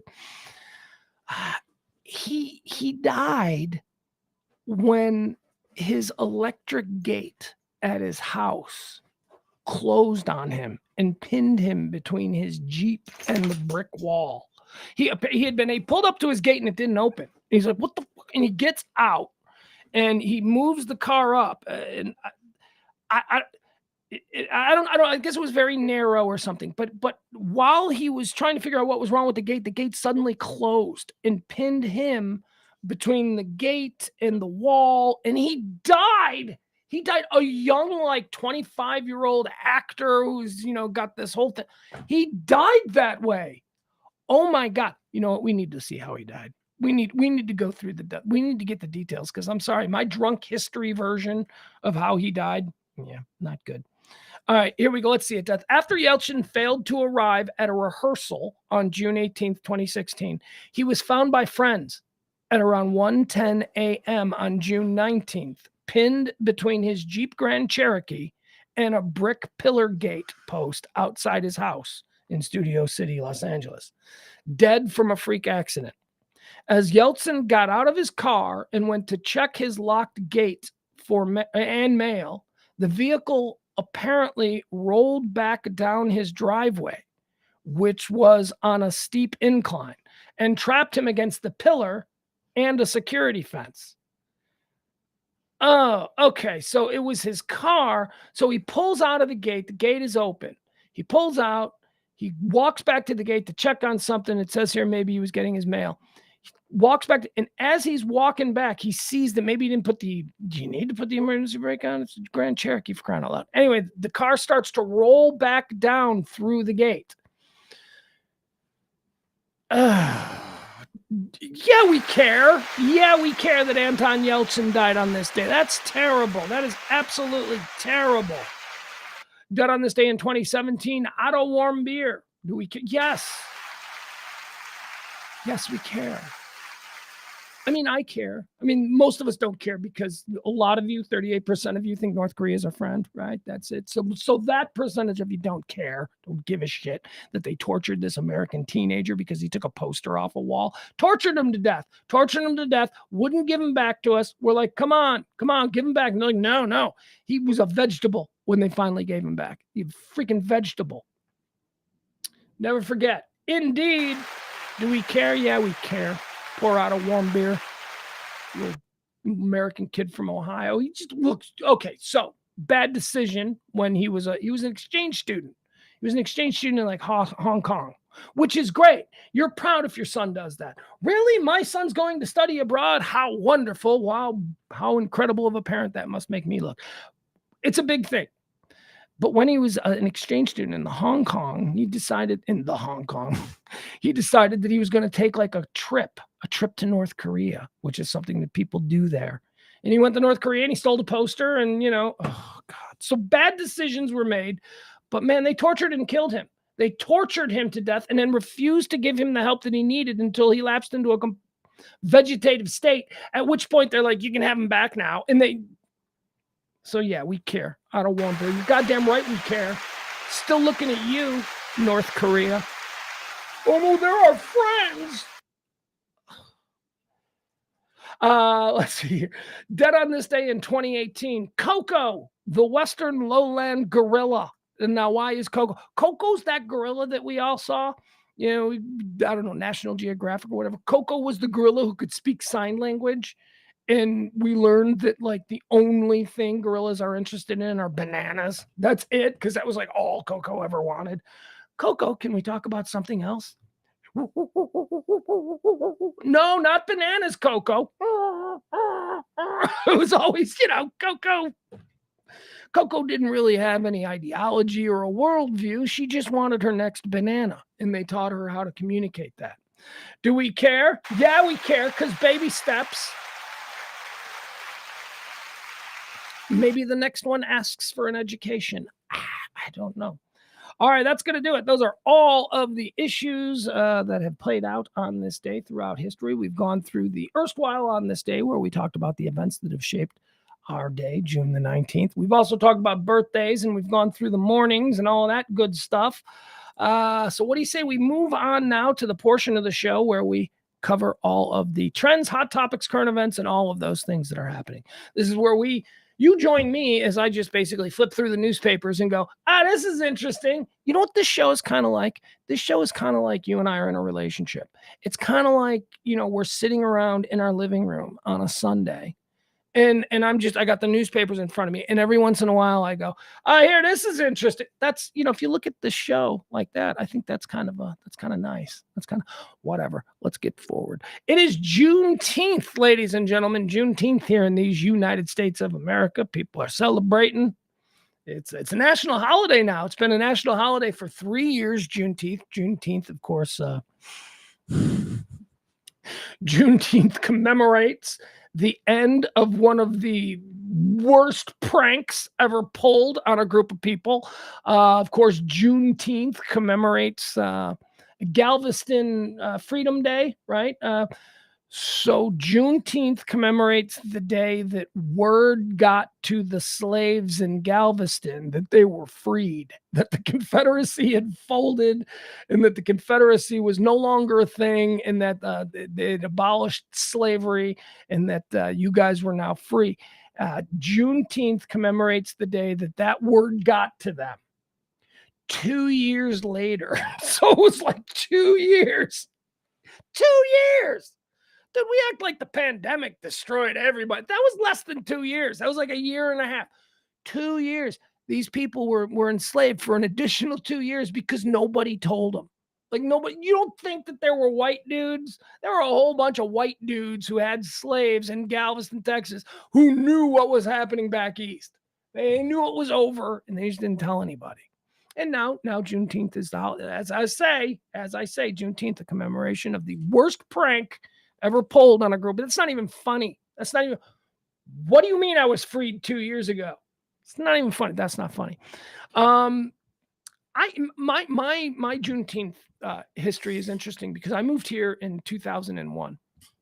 Moved here to Texas from the Midwest, and I remember my first Juneteenth here in Texas. And I remember people was like, "It's Juneteenth. It's Juneteenth." I had never in my Midwestern life heard the phrase Juneteenth anywhere ever before Juneteenth of 2001 or 2002 or whatever it would have been. I never heard it before. It was not, first of all, it doesn't sound like a real word. It sounds like, it sounds silly. Juneteenth. How about just June 19th? Why can't you just call it June 19th? Why has it got to be Juneteenth? Doesn't sound good. but it was a thing. It was explained to me that, this is it's kind of a Southern thing, certainly a Texas holiday. Maybe you don't know it up there in, the Midwest, and we didn't. But now here we are all these years later, 20 something years later. It's been a national holiday for 3 years now. They're celebrating it all over. So happy Juneteenth to you.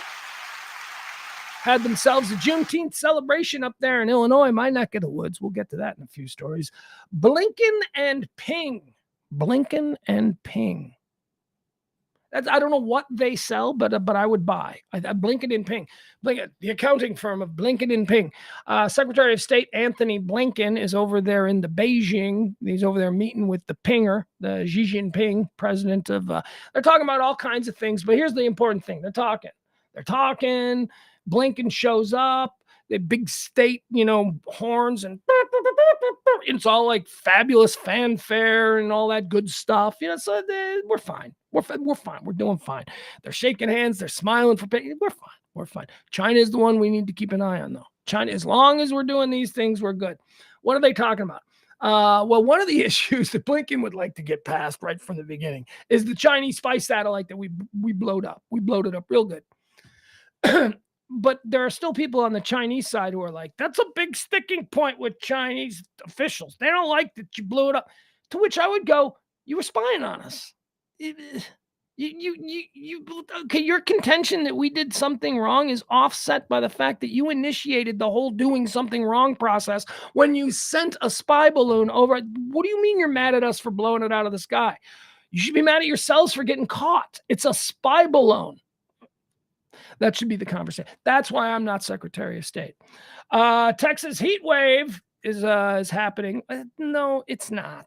It's really not, right? I mean, we live here in Texas. The whole country, they must be looking for weather things. It's a heat wave in Texas. Well, yeah, maybe if you're used to like June in Maine, maybe 94 degrees is a heat wave. It ain't. It's you know what a heat wave is? You know what gets Texans? Here's what gets Texans' attention. 110. 110 for more than 2 days in a row. That's it. That'll get a Texan's attention. Don't even bother a Texan with 94. It's 94. It's a heat wave. Are you going to take any special precautions? What's the temperature? It's 94. Nope. I mean, 94 is nothing. I'm still walking the dog at 94. At 100, I'm not walking the dog. At 94, we're taking walks. And, they're not that long because she can't handle it because she's all, and she can't wait to come back and get her ice water. I wonder if a dog would like Gatorade. Do you think that's something a dog would like? Because I'll tell you, a little aside, we'll get back into the subjects. So I walk my dog and she pulls because she never knows how long the walk is going to last, even though every walk lasts at least a half hour. I don't understand, but she, in the first like couple of seconds that she's outside, she doesn't know if she's going to get yanked right back inside. So her thing is she's got to smell everything she can all at once as quickly as possible. So she starts pulling on her collar, and she does that the whole way we're walking. She's pulling, right, choking herself just to get that next whiff of pee coming off the lawn. That's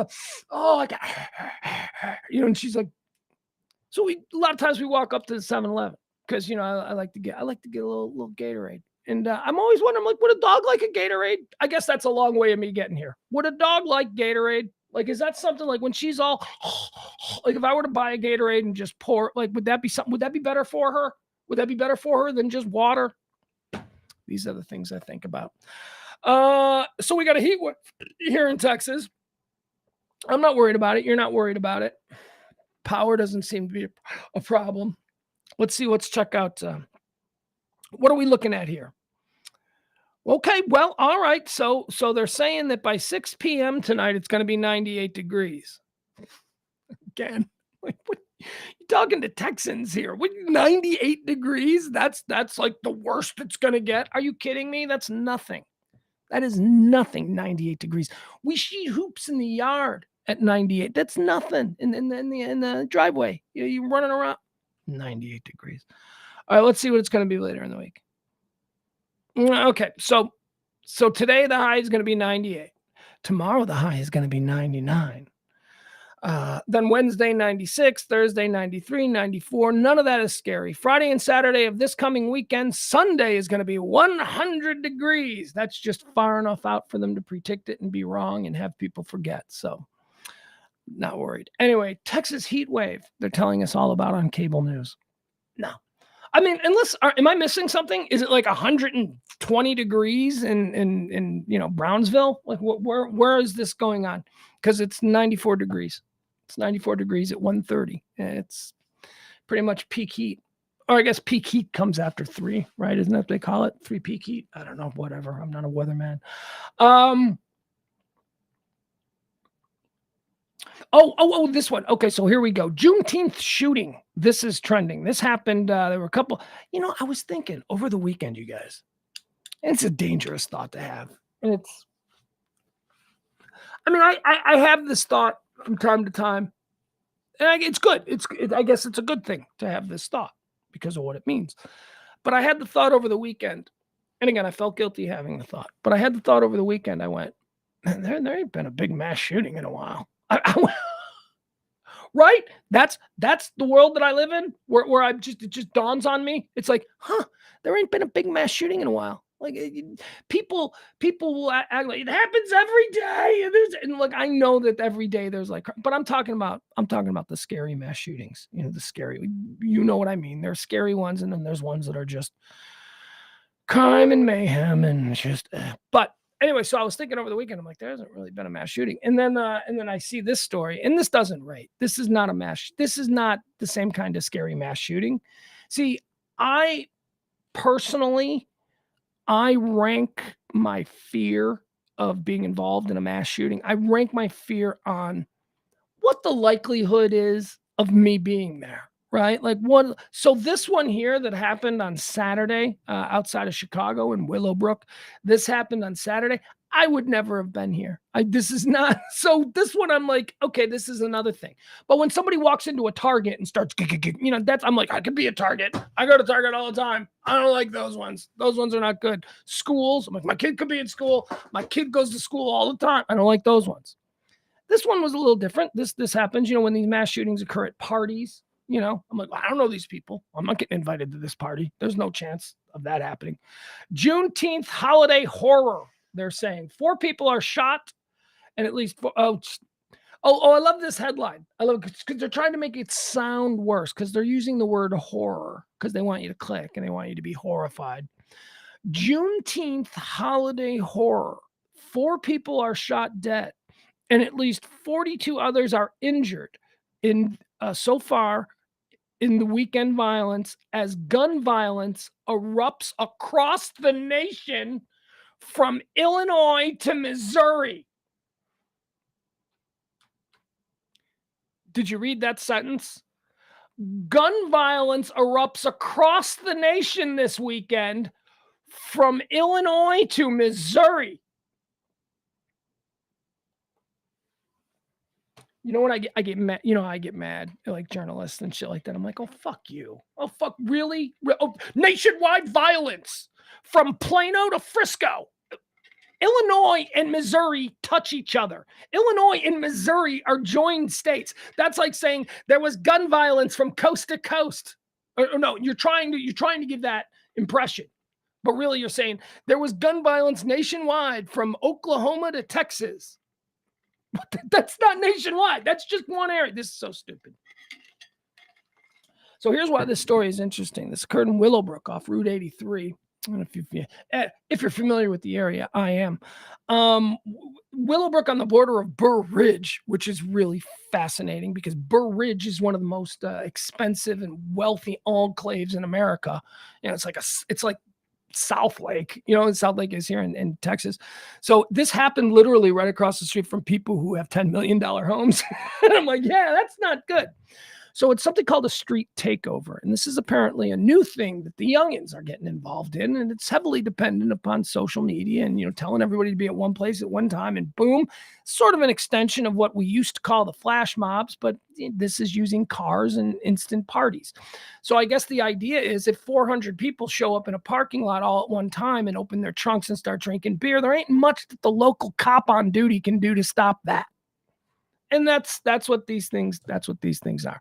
Now, this was an impromptu Juneteenth party celebration that happened in the parking lot. No permits or anything like that. Happened in the parking lot of a shopping mall in Willow. I'll just read it to you. Here we go. A shooting at a Juneteenth celebration in a suburban Illinois town left one person dead after at least 20 people were shot outside a shopping center overnight. Happened around 12:30 a.m. on Route 83 near Honeysuckle Lane in Willowbrook. Battalion Chief Joe Ostrander with the Tri-State Fire Protection District reported.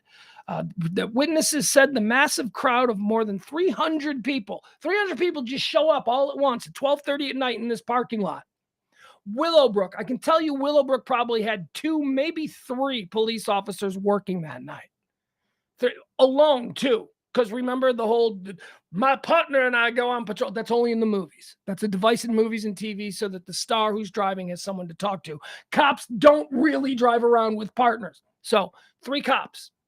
There's 3 cops in 3 Willowbrook SUVs who are just patrolling on a Saturday night. And all of a sudden they hear that there are people doing donuts and shutting down 83 because 300 cars have decided to throw an impromptu party. Can't stop it. I mean, you really can't. Witnesses said the massive crowd of more than 300 people had gathered for a Juneteenth celebration and it turned violent. In an update later on Sunday morning, DuPage County Sheriff's Office said at least 20 people had been shot, 1 fatally. At least 1 person is in critical condition, while the others suffered graze wounds. Here, we've got some video of this. Let's look at this because I am interested. See, this to me is not a scary mass shooting, right? Because I'm not going to this thing. I'm not at 12:30 at night. I'm not hanging out with my boys in a Five Below parking lot, right? Drinking trunk beer and firing guns. That's not me. I'm not going there. So let's look at this from a different perspective, not necessarily the mass shooting perspective, although somebody pulled out a gun and started shooting. But let's look at this from the perspective of this is a thing that kids are doing now. They're just throwing these instant parties, these street takeovers, as they're being called. Here, let's see if we get some video. I think there is some video.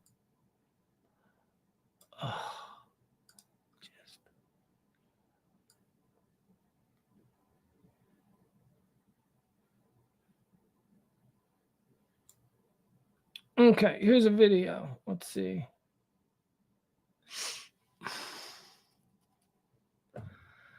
It's gonna make us watch what it's gonna do. Buffering. Come on. Yeah. Hold on.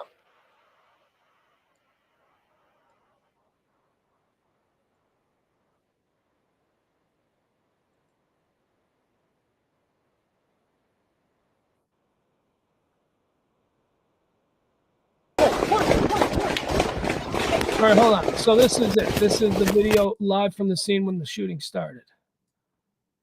Okay. Oh, for crying out loud. You just knew that was going to happen.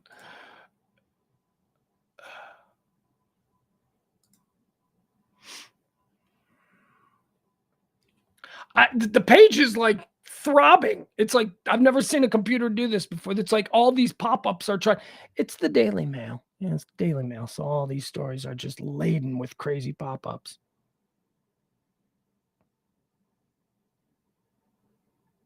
Hold on, we'll find some video. Or maybe we won't. Maybe we won't.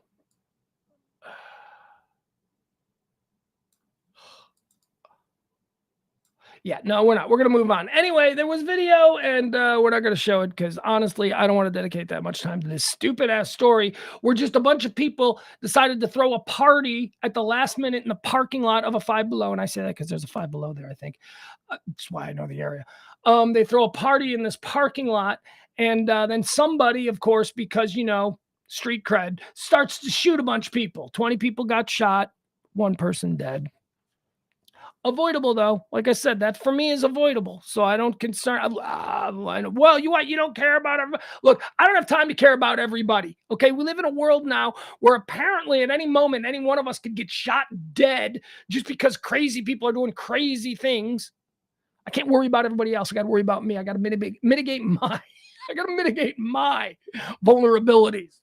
And I ain't going to any 12:30 a.m. street takeover parties. There you go. That is off the list, no matter how much I want to. Hey, is Biden too old? A new poll asked that question. 71% of Americans say that Biden's too old. 80 years old.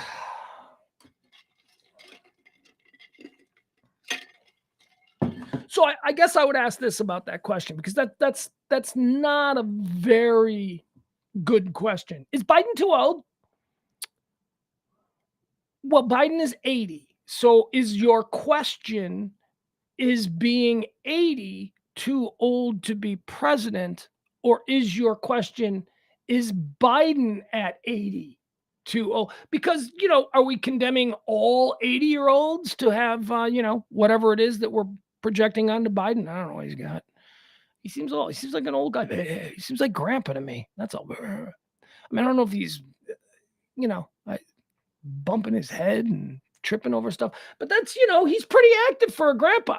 My grandpa at 80, you put him on a campaign trail, there's going to be some incidents, but he was still the boss of the family. You still didn't cross him. I don't know. Is he too old? I don't know. 80. Show me another 80-year-old. Show me a collection of 80-year-olds, and then I'll answer the question, is 80 too old to be president? But I need to see enough. As far as, is Joe Biden too old to be president? Well, that I don't know. I ain't getting into that kind of stupid question. All right. So 71% of Americans, 49% of Democrats say that he is too old. 71% of independents. That's what this is. 71% of independents say that he's too old. And like 100% of MAGA says he's too old. They'd rather have the guy 9 months younger. Because, we need a new attitude in the White House. Whatever. Is he too old? Probably. What do I think is the best age for president? I'll tell you what I don't think. I don't think a young man is a good choice for president. I think that a good choice for president, I think a good choice for a leader, is a guy who has already done a whole bunch of other things. Like a guy who has already proven himself and is ready to step up to the big chair. So that's a guy 65. That's a 60, 65-year-old guy. Yeah. I don't want some 30-year-old who's going to roll up his sleeves trying to make a name for himself, who doesn't give a shit if he tanks the country for 4 years because he's only going to be 35 at the end of it, and a former president. And, that's a pretty good life. You'll be able to milk that for it. I don't want that guy. I want an older guy. Not old, but I want an older. I want a guy who, I personally believe that as we get older, we become better. I really do. I know that that's kind of antithetical to what you might see in a bunch of crazy old people, but I do believe that on some level that, at least people who are willing to embrace the evolution of life experiences and how that changes you. I think those people tend to be better people. And I think better people by more compassionate, more understanding of the plight of others. You've seen more, you've experienced more, you've seen people go through stuff. I don't know. I think that's important. I also think someone who's a proven winner, who's got respect, who can command the room. And I think that comes a lot with dudes over 60. 50s are fine. That's fine. That's good too. But I like the idea that, like, this is, the guy, the final act. President of the United States should be your final act. I mean, not your final act. Like, I'd like you to be able to not be president and then, golf for 20 years. I don't want you to be president and then die in office because you were 80 when you were elected. You know what I mean? I don't want that. I don't know. I guess it all depends. Like, is it different for women? Like, when I think about, is it different for me for women? Like, do I think women can be younger or men? Because I've got this criteria and I almost instinctively imagine a man, right? I don't know. Anyway, let's move on. Here's a story. This comes out of, here's another one coming out of the Chicago area. This is a rich guy in Barrington, Illinois. I love this. This is so awesome. This is such a funny story. So Barrington, Illinois Barrington's another super rich suburb. Famously, Walter Payton lived there. Barrington's mansions. Barrington is, again, $5 million houses, that whole thing. So there was this dude, Mark DeCara, 62 years old. He was in his bed. He was sleeping in his bed in Barrington, and he shot himself. He shot himself in the leg while he was sleeping because he sleeps with his 357 Magnum because of America, and he shot himself in the leg because he was having a dream that somebody had broken into his house, and he went into dream guy hero stance and he shot himself. Sleeps with a gun. This guy sleeps with a gun. 62-year-old rich guy in Barrington sleeping with a gun. I would just dismiss him as being eccentric if he wasn't wielding a 357 Magnum in his sleep. An Illinois man is facing 2 felony firearms charges. There you go. That's what you need. Yeah. Throw a book at this idiot. Although, what did he do wrong?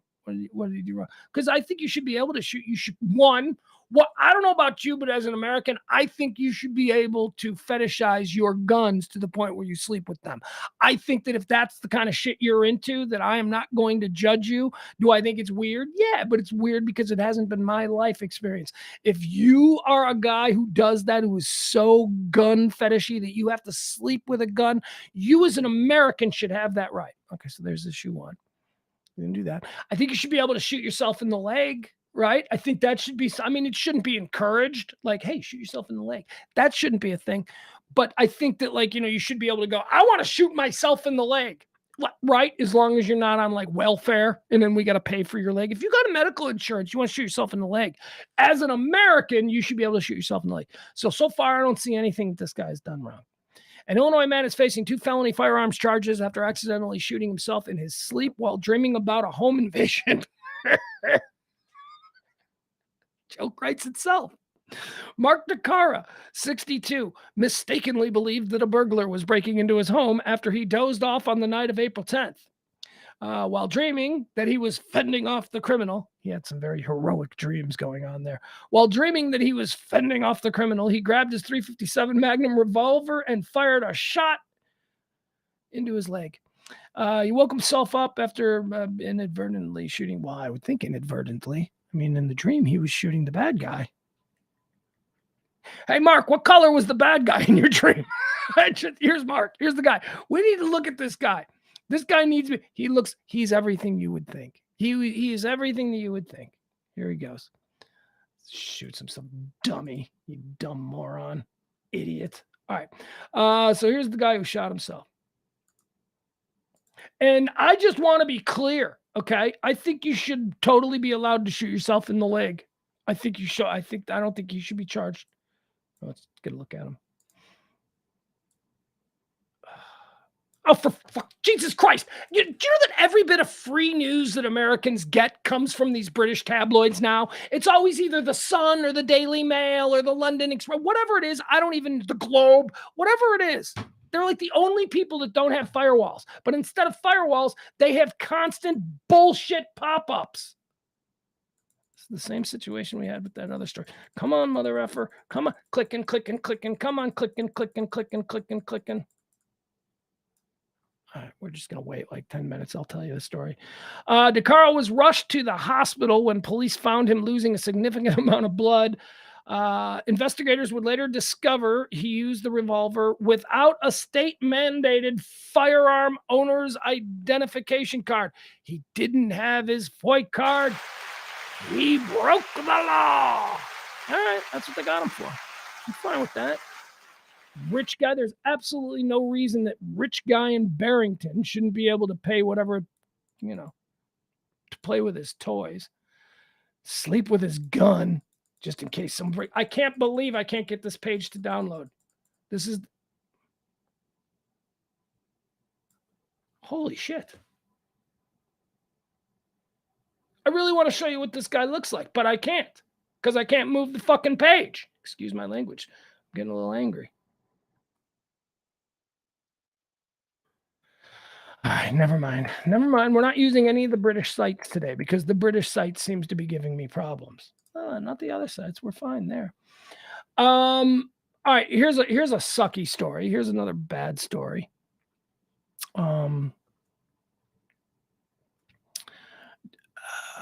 I don't even want to do this story. I don't even want to do this story because it's such a garbage story. So a guy stabbed a dog in Central Park yesterday, like stabbed him with a switchblade, just like killed him. Little, not a little dog, like a big dog. He was a German Shepherd and a pit bull. Okay, so here's the story. So this woman is walking her German Shepherd pit bull mix in Central Park, right? She's walking the dog. The dog is on a leash. She is walking. There's another person walking 3 dogs that are not on a leash. This is Mr. I don't give a fuck. I can do whatever I want. Yeah, I don't need a leash for my dogs. We're special. You got a problem with that? You got a problem with me not needing to have the dog on the... So what happens when you don't have dogs on your leash? Especially when you're a fucking idiot like this guy is. The dogs are probably fucking idiots. So the dogs are just like...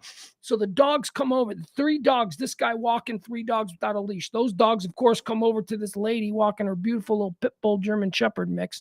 She's walking them. And all of a sudden, these 3 dogs start attacking the dog that's on the leash, which... I've been there with a dog on the leash, and that is a dilemma that you are in. I always have dogs that are on a leash because they're typically capable of doing damage. You know what I mean? Like I don't have little dogs. I don't have little teacuppers. You know what I mean? I got dogs that. But I've been in this situation where, like at a dog park or while walking a dog, where another dog gets aggressive on your dog. And I've thought, I'm like, what is my move here? Because me and my dog are a team. Okay. If my dog is being attacked, I'm with her. And so this is an us problem. And is the fact that my dog is on a leash, is this now hampering my dog from being able to defend itself? Should I drop the leash when another dog goes after my dog? I don't know. I don't ever know. But I can tell you, this was a German Shepherd pit bull mix. So, I bet you if you wanted to just let this boy roll, he could probably roll pretty hard. So the guy that had the dogs that weren't on the leash, they come over and they start jumping on and nip, messing with, the bigger dog. And the woman who, has her dog on a leash, whose dog is being attacked, she starts to pull off these other little yippy dogs from jumping on her dog. And as she's doing that, the dude with the dogs that weren't on the leash pulls out a switchblade and murders her dog, slices him right across the throat, and then runs off with his 3 little idiot rat dogs. The fuck? There are a lot of reasons. There are a lot of reasons to live in New York City. It might be the greatest city in the world. This ain't one of them. This is not one of them reasons. All right, let's see what the latest is on this story. Because again, I just gave you my drunk history rendition of it. Pitbull stabbed to death in Central Park during quarrel between New York City dog walkers. A pit bull was stabbed to death, and it's a pit bull German Shepherd mix, but whatever. A pit bull was stabbed to death in Central Park, but pit bull sells better. Pit bull. You don't want to say pit bull German Shepherd mix. People are like, what does that look like? Pit bull, though. Pit bull? This is a pit bull story? Click, click, clickety, click, click, click. A pit bull was stabbed to death in Central Park by a switchblade-wielding attacker who got into a quarrel with the dog's owner. The stabber was walking 3 dogs without a leash when he encountered Eli. Oh, Eli. A German Shepherd pit bull mix who was being walked by his 43-year-old owner. Let's see. The couple was also walking a Chihuahua when they ran into the stabber near 106th Street and East Drive at about 8:30 p.m. Saturday. An argument ensued, and the stabber's unleashed dog started biting Eli and the Chihuahua. When the woman tried to separate the dogs, the unleashed dog's walker pulled out a switchblade and stabbed Eli, mortally wounding the pooch. The stabber then ran off and has not yet been caught.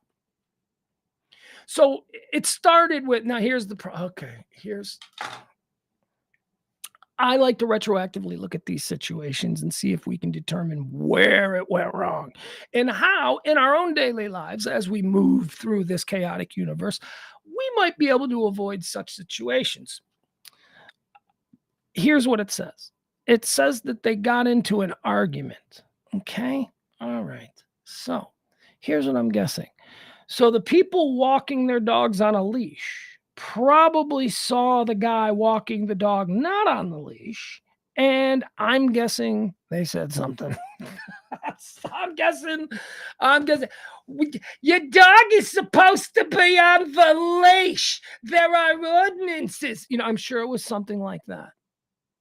And she said that to the wrong person because we live in a society that doesn't give a fuck about mental illness. So these people are out there.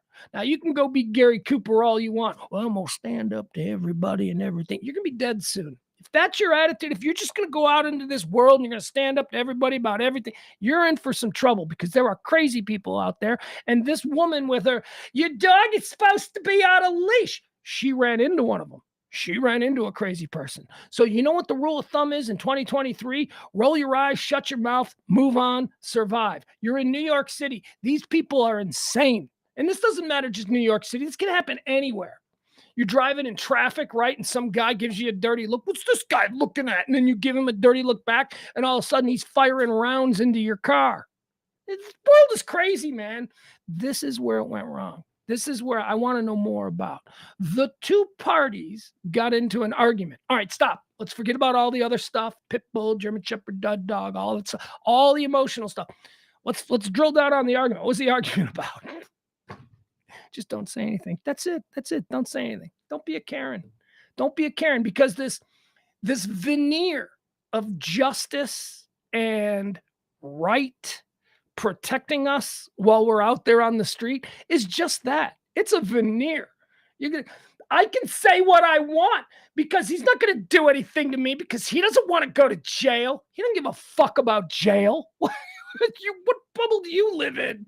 Where you think that everybody is like you? They're worried about getting in trouble by the police. No, they're not. No, crazy people don't give a shit about that. Man, poor dead dog. Eli's dead. Eli's dead because I'm guessing maybe a Karen owner. Put your dogs on a leash. Look, just roll your eyes and move on. Move away from them. If you need to stop and let them go. But why should I have to do that? Because you don't want to be dead. And mostly you don't want Eli stabbed to death because you were a Karen to some guy who is an asshole, a murderous asshole. This is not... I am not forgiving or taking the side of the guy who killed the dog. Let's make that perfectly clear. What we are doing is establishing that guy already exists in the world. So we as normal people, we have to do what we can to sort of stay out of that guy, stay away from that guy. And I think that, they crossed paths and she engaged with that guy. You can't do that. You can't do that. Oh, what are you going to do? Hit me? I'll call the police. He's not just going to hit you, lady. He's going to put your head through the cement. You won't be calling the police because you're going to be a vegetable for the next 9 months. That's what he's going to do to you. Nobody, this veneer of a civilized society is bullshit. Keep your head down, stick with your family, stay with your friends. That's my advice to you as we move forward into the rest of 2023. How about this one? Oh, this is the dog video that I wanted to show you guys. Yeah, this one we'll be able to show you because we're not going to have these stupid problems. Look at this video. This is not necessarily something that's trending, but it's something that I saw earlier today, and I thought it was... dog story. Well, why not do this story? So this is some video, and with all of these viral videos, I don't need Adam Reyna in a minute going, that's from 5 years ago. Who the fuck cares? I'm seeing it for the first time and I'm reacting to it. Sorry for putting you on blast. Hypothetically, I was hypothesizing that it might be Adam who would complain.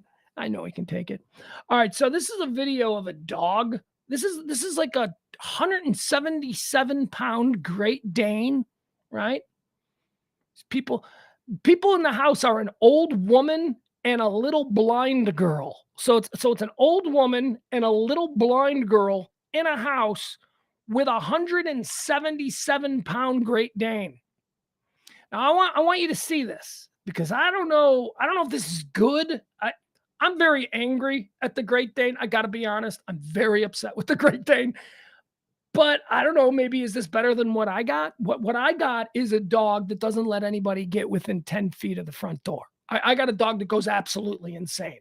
This is a 177-pound Great Dane.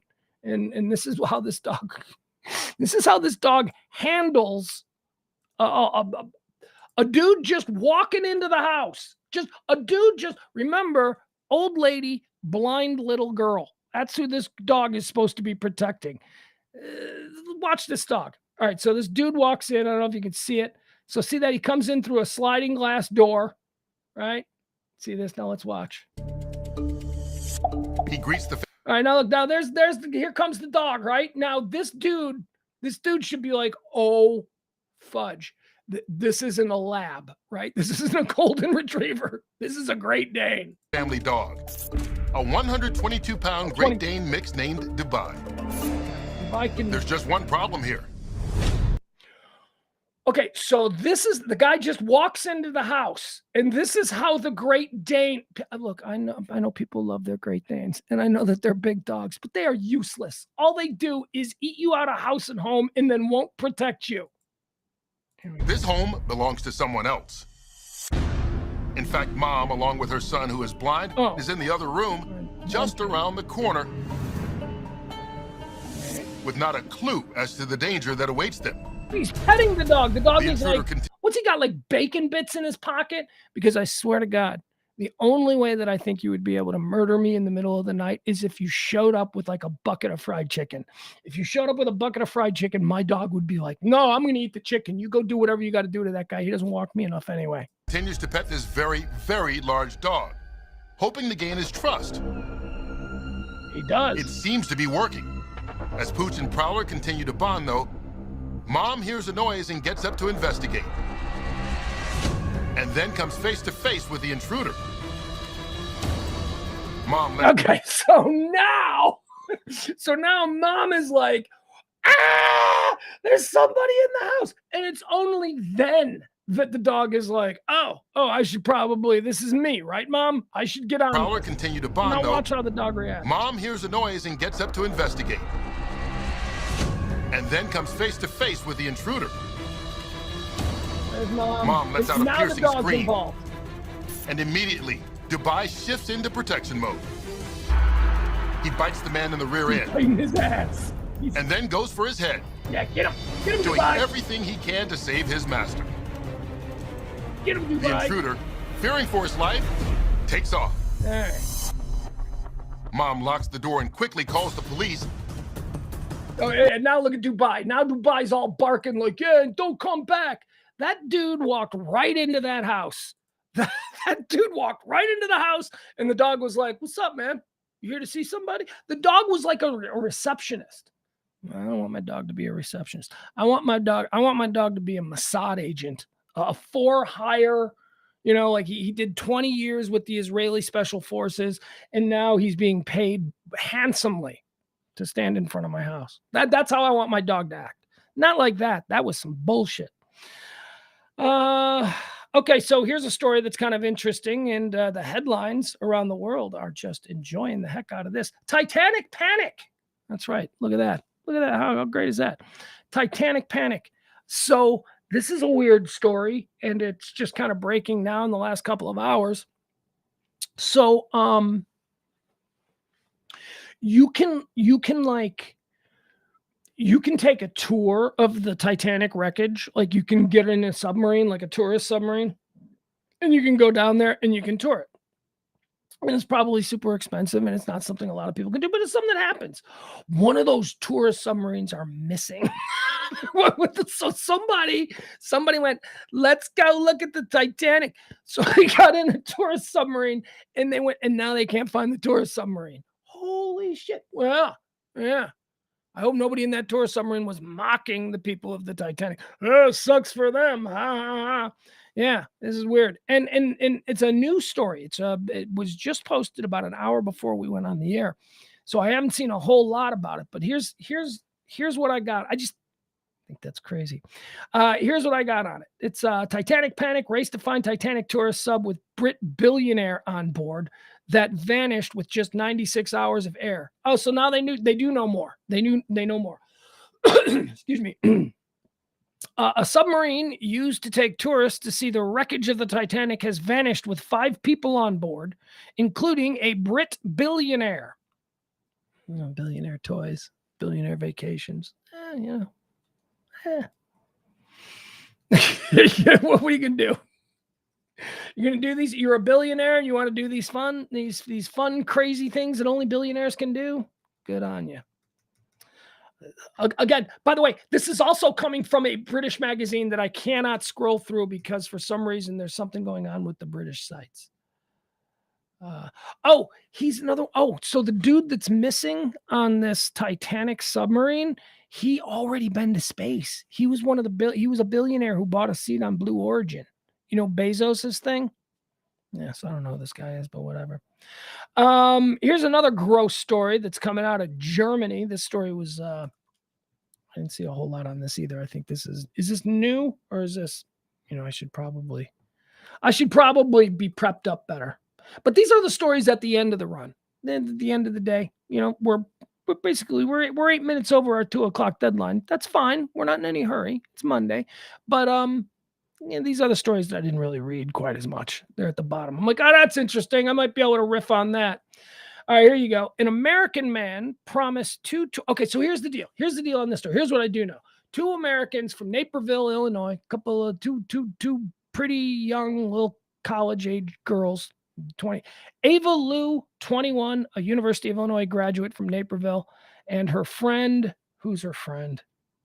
And her 22-year-old friend, Kelsey Chang.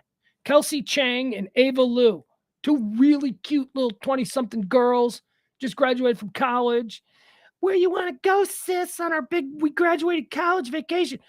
Let's go to Germany. So they go to Germany. And they want to look at their little princesses. You see the pictures of these 2 darling little girls. They're both really cute. And they're both like, little college girls. They're cuties. And so, they want to look at princess shit. So they go, they're like, let's go look for some castles and shit.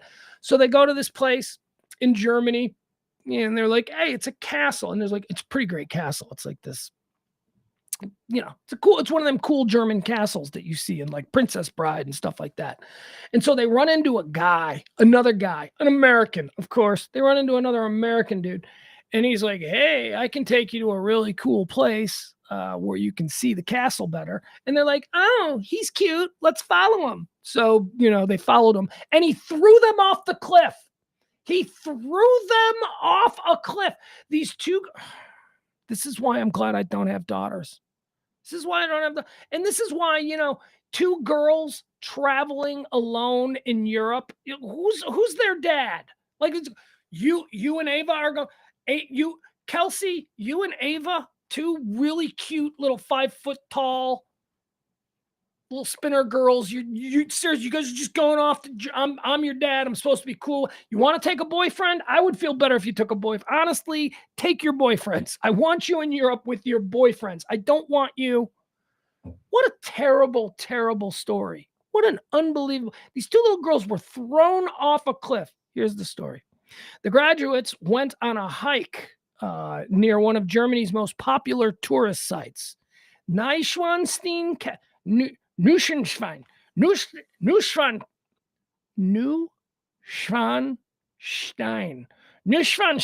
Castle. Oh boy, that's hard. Neuschwanstein Castle. When they met an American man, he persuaded them to go to a beaten dirt path near the Marienbruch Bridge, famed for its views of the castle, according to Bavarian police. So they met a guy. They met a guy. And what do you mean, Kelsey? I'm sure that there was something. I don't know. Should we go with them? Oh, you're no fun, Kelsey. Live a little. Like that kind of thing. I'm sure he's not going to try and rape us and then throw us off a cliff. He persuaded them to go to the beaten dirt path. Let's see. German news magazine Bild. According to German news magazine Bild, the man had promised to show them a particularly romantic view of the Cinderella Castle. But after luring them away, the man physically attacked Lou.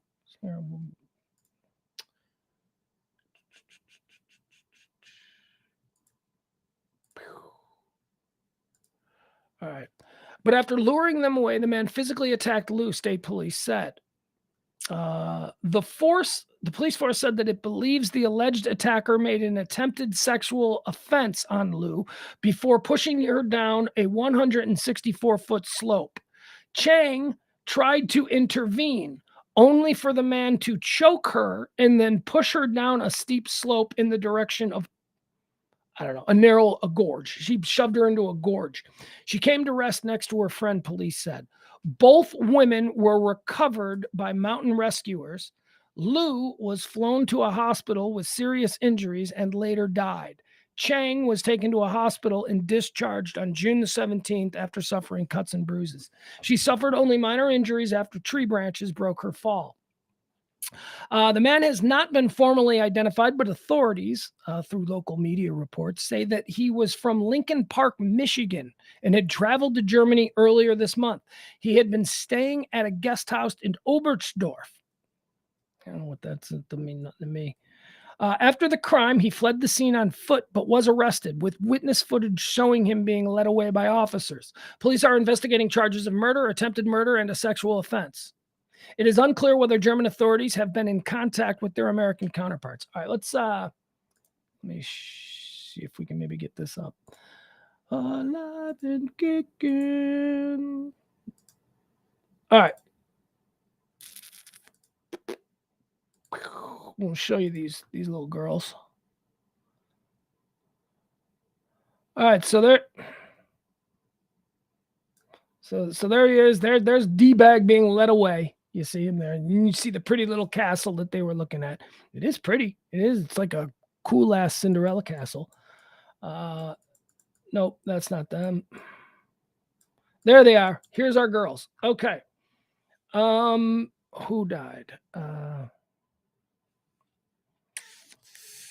All right, so here are the two girls.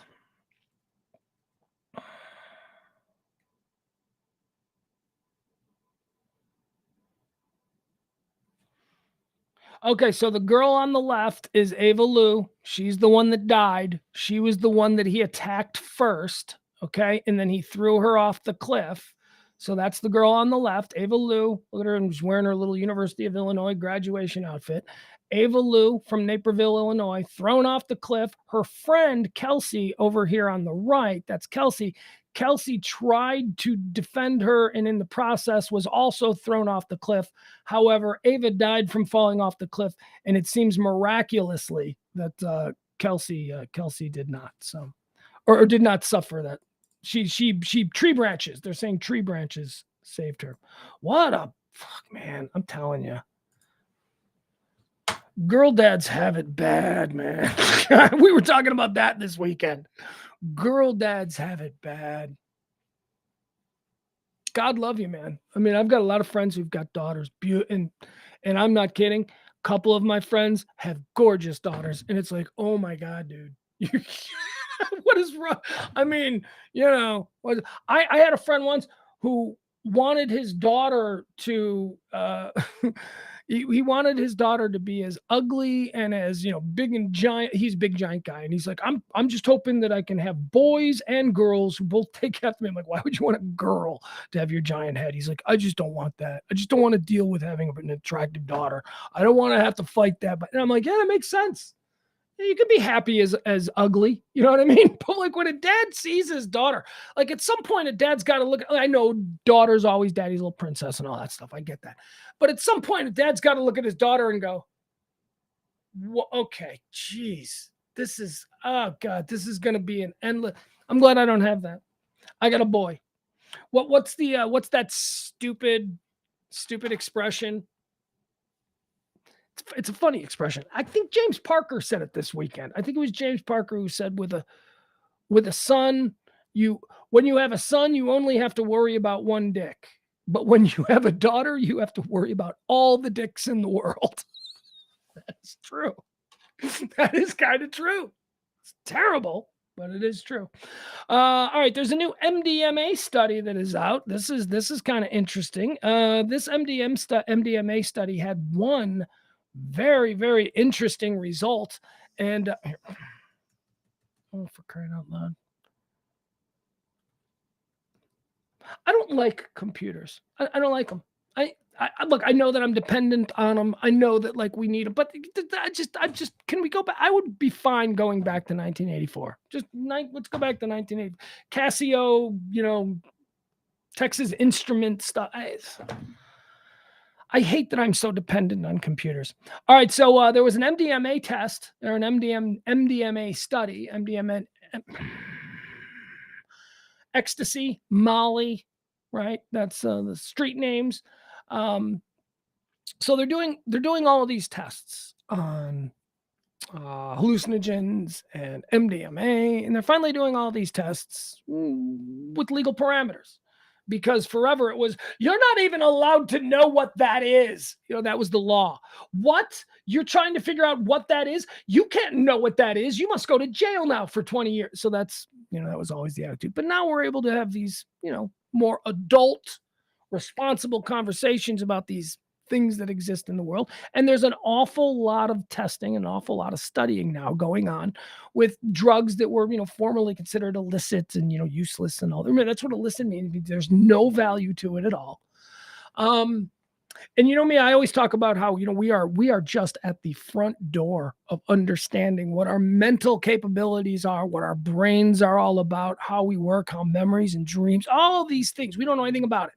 We can replace a heart, we can fix a broken bone, we can research diseases, we can even cure some diseases. But when it comes to the mysteries of the human mind, we have not, as humans, we have not even begun that exploration. That exploration is coming next. And it's with good reason. I mean, just look at the history of medical advances. It's more pressing to fix a guy's broken ankle. You got to learn that first, right? Before you figure out why they're, choosing the wrong man or what, what I mean? Mental issues were always put on the back burner. So now we have the luxury of being able to sort of study these things, and that's what's happening. And to that end, they are starting to look at things drugs that alter the mind and that change the way people are. And so one of these big studies here, this comes from the BBC, revealed a very interesting thing. One of the subjects in an MDMA test, an MDMA study where people were given MDMA and then, basically micro doses. We're not talking about going to a rave with glow sticks. We're talking about, so dude's name was Brendan, right? Brendan. Okay. In February of 2020, Harriet DeWitt, a professor of psychiatry and behavioral science at the University of Chicago, was running an experiment on whether the drug MDMA increased the pleasantness of social touch in healthy volunteers.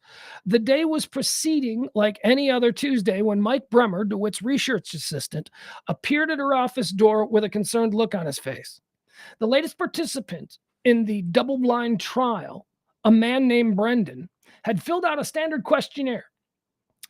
At the end, strangely, at the very bottom of the form, Brendan had written in bold letters, "This experience has helped me sort out a debilitating personal issue. Google my name. I know what I need to do now." Okay, so this dude takes part in this study, and during the exit portion of the study, he writes this little note at the end. This little note, he says, I'll read you his note again. "This experience has helped me sort out a debilitating personal issue. Google my name. I know what needs to be done now." Okay, so that's kind of creepy. So they Google his name, right? They Google old Brendan. And guess what they find out? They find out that Brendan is the leader of a Midwestern white supremacy group. He's a Nazi. Brendan went and took this MDMA test, and they Googled his name, and they're like, holy shit, Brendan's a Nazi. Seeing this cryptic message, both Bremer and DeWitt were worried. "We really have to look into this," DeWitt said. So they Googled Brendan's name, and up popped up disturbing revelations. Until just a couple of months before, Brendan had been the leader of the U.S. Midwest faction of the Identity Europa movement, a notorious white nationalist. Excuse me. So they were worried. They were worried, that he wrote that. Turns out, old Brendan took the MDMA, and it cured him of his racism. That's what it was all about. I know that sounds creepy, right? Because he wrote that note. "I know what must be done now." No, it cured him. This MDMA, taking regular doses of MDMA, shifting the way he sees the world, shifting the way he sees other people, eliminating fear, eliminating all of these bullshit little protections that we build up due to years and years of programming and expectation. All of these things erased. And guess what he found out? He didn't really have a problem with blacks or Jews. So there you have it. It's part of a much larger story, but that's the most interesting part of it. That you want to cure racism? Let's all go to a rave party. Let's all go. Let's have a big national rave party. King Charles and Prince Harry are trending because King Charles on Father's Day yesterday set out a Twitter. He tweeted pictures of his boys. He said, "I'm so proud to be a father of these two boys." Seems pretty innocuous and pretty normal, except that King Charles is supposed to hate his son Harry now, right? We live in a world of absolutes. Prince Harry and the royal family, of course, are on outs because of all kinds of, issues, a bunch of lawyers involved, barristers involved and shit like that. So we, the big dumb apes out here in the public, were like, I bet you Prince Charles, if you saw Harry, you'd punch him in the... It's father and son. Father put out a Father's Day text or tweet yesterday with pictures of his two boys talking about how proud he is to be the father of these two upstanding young men. And everybody is going, Charles likes Harry again. Oh, Charles has put an olive branch out. Oh, stop it. It's just that's his boys. But you really think that he hates his son? You really think that his son hates his dad? Stop it. Stop it. This is all generated nonsense. Harry and Will, they hate each other. They won't be in the same room. They were in the same room together like a week ago. There was like some kind of story that came out. A mutual friend of the two of them from growing up had passed away. So like Harry had gone to some memorial secretly and Will was there and they were in the same room. They were hanging out because they're brothers. It doesn't matter what the tabloids try to gin up. They hate each other because remember, we live in a world of absolutes. You either love somebody with all your heart and it's the most romantic and beautiful thing ever, or you fucking hate them and want them dead. That's the world that they've created for us to exist in. So ignore all of this. King Charles is doing an olive branch here. No, he's not. It's just his kid. Put out a picture of his kid. Stop it, you dummies. So we like to keep track of some of our more exotic celebrity creatures that, sometimes we forget about them. Sometimes the bloom comes off the rose and we don't care so much about them anymore. We make big stars of these people when they're young. Chew them up, grind them out. Move on, right? That's what we do. And then they go away for a period of time. And then sometimes they pop back on our radar. And a lot of times they pop back on their radar because they are sad and desperate and they are in a really bad situation. The curse of the child star, that whole thing. On this show, we've been tracking lately the movements of a couple of the millennial generation, what I call it, the millennial generation. We've been tracking a couple of the millennial generation's favorite folks from their younger years. Bam Margera, we've been tracking his decline. Bam Margera has been in and out of the news, of course, from Jackass. Bam Margera not doing well, not doing well with the world as it sits before him. He's got some drug problems. Again, we always say drug problems are almost always, I'm not saying 100% of the time. There are some people who just like drugs, but drug problems are almost always because they're a result of something that already is going on. Bam Margera was a 15-year-old who was fine with strangers kicking him in the nuts, okay? He's been fucking nuts forever. He's nuts, okay? Now he's just a crackhead. No, he's a crackhead, see, because he's nuts. So if you can address the nuts part before he gets to the crack party, maybe he can manage that. Maybe he can be a functioning human, but that didn't happen with Bam Margera. He went straight to the crack stuff, and we all forgot about the fact that he's fucking nuts. The other one that we've been following, and it's sad to have to report again, but she's back in the news, is Amanda Bynes. We've been tracking her movements. Amanda Bynes is a talented girl. She was good. She had chops. She had real potential. The problem with Amanda Bynes is that she's got bipolar disorder, and she's probably had it her entire life. And one of the reasons that people like Amanda Bynes, when they're youngsters, let's say a 13, 14-year-old Amanda Bynes, right? She's at a cattle call, which is what they call these auditions, these mass auditions. Amanda Bynes is 12. She's at a cattle call. She's probably standing out. They probably noticed her. Why? Because she's bipolar. Because she was a 12-year-old who was, I just want to be a performer. You know, like all of these things that like in that moment, you're like, oh, that works. That kid's got to be a star. That kid's nuts. That kid needs to be on some kind of medication. That's why they stood out. Now, this is, obviously, I'm just using this as a blanket characterization of what child performers go through. But in the case of Amanda Bynes, that's very true. She's nuts. She's got bipolar disorder, and she's been trying to work on that. And it worked for her. It made her charismatic and interesting and funny and all that. But now here she is at 40-something years old, and it's just fucking sad. It's just really sad. Because she was terrific, man. Seriously, I know I shouldn't be an Amanda Bynes fan, but I saw one of her movies once by chance 20 years ago, 15 years ago. And I remember watching this movie going, this kid's got this little kid here. She's funny. She's like, okay, I get why she's on, because she's sexy. She's pretty and all that. And I can see why boys of her age would be attracted to her. I get that. But above and beyond that, there was like another layer. There was like a layer of like zaniness, like a layer of a girl who's that pretty shouldn't be that zany, you know? Anyway, she was very good. And I've always liked her. And over the past couple of years, there have been a lot of incidents with her trying to get her life back together. She was in one of those Britney Spears situations where her parents had all her money. And then she went out and she got a tattoo of a heart on her face. And she's not looking good. It's terrible. She's back in the news again. It's back in the news again. Amanda Bynes has been detained by authorities over mental health concerns yet again. On Saturday, June 17th, it's just this past Saturday. On Saturday, June 17th, the Los Angeles Police Department handcuffed the star. She's 37 now. Los Angeles Police Department handcuffed the star and took her to the station for a psychological evaluation. See what she was getting into.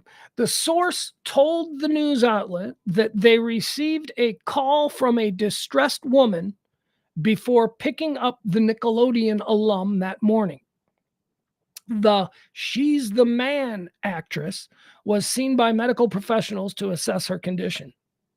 Eyewitnesses claimed Bynes was calm during the interaction with cops and looked defeated as they dealt with her. That's good. This is all good stuff. This is actually all good stuff. It's not good that she's in a state where she's in public and she needs to call the authorities. It is good that she was calm. It is good that she knew to call when she knew things were getting a little unbalanced up in the noggin, and she was going, you know what? I'm going to start seeing green goblins jumping out of the sidewalk, so I'm going to have to call somebody and let them know. And she did it. And, they said she was calm. She said she looked defeated. That's sad. But, she shouldn't look defeated. This is better. This is better than the other things she has been arrested for. Remember the last time she was arrested was a couple of months ago. She had been living on the streets and she was wandering Los Angeles completely naked when she ran up to an Uber driver begging them to call the police for her. That was the last time she was. As OK previously reported, this was not the first time the All That star has been brought into the police station due to a mental break. Back in March, here you go. This is it. Back in March, the child actor was found living on the streets of L.A. for many days before calling 911 on herself. Bynes, who was previously diagnosed with bipolar disorder. Let's get some for people who don't remember this kid. I look at her and I just think she must have shit parents. She must have a shit mom. She must something. I don't know. I think that's rough, right? Because I don't know. But I think a lot of these child stars do have shit parents. I think that's part of it. Like the parents are losers. So, All right. So here's there's old Amanda. Doesn't look at all like we remember her, right? I mean, she's got the dark hair. Look at that. She's got big googly glasses, right? That ain't her. She's got a nose ring. She's got that heart, that stupid heart tattoo. She doesn't look good. Let's see. What is this? This is her more recently cleaned up, I guess. I'm guessing. I don't see the heart tattoo there, so that could be anything. That looks like maybe She hadn't completely gone off the deep end. You know, she was still kind of, this looks like Hollywood party girl era right there. There she is. All right, this is peak, right? This is peak Amanda Bynes when she was, you know, everybody's favorite girl next door. That whole thing. Peak Bynes. Anyway, she's got bipolar. She was previously diagnosed with bipolar disorder. She was placed under a 5150 psychiatric hold and was checked into a mental health facility. Prior to the hold, her car was found 40 miles from her home and 25 miles from downtown LA where she was picked up. So her car's just out in the wind. Just, you know, how did she get from, okay, the car left the home with her in it and got 40 miles out. And the car was left there. And 25 miles away from that car is where she was finally called. Oh, man. On March 17th, a fan stumbled upon Bynes and took a video, March 17th, and took a video with the disheveled celeb. Amanda, say what's up, the social media user said in a TikTok clip, which featured the two women together. What's up? Bynes responded. The brunette beauty had an extended stay at the mental hospital following the incident. A source revealed in April that Bynes doesn't feel ready to leave the facility yet. All right, whatever. That's very sad news. She just seems like a sweet kid. You know, what do you want from me? She seems, and I know she's not a kid anymore. She's like 30-something years old, but ugh.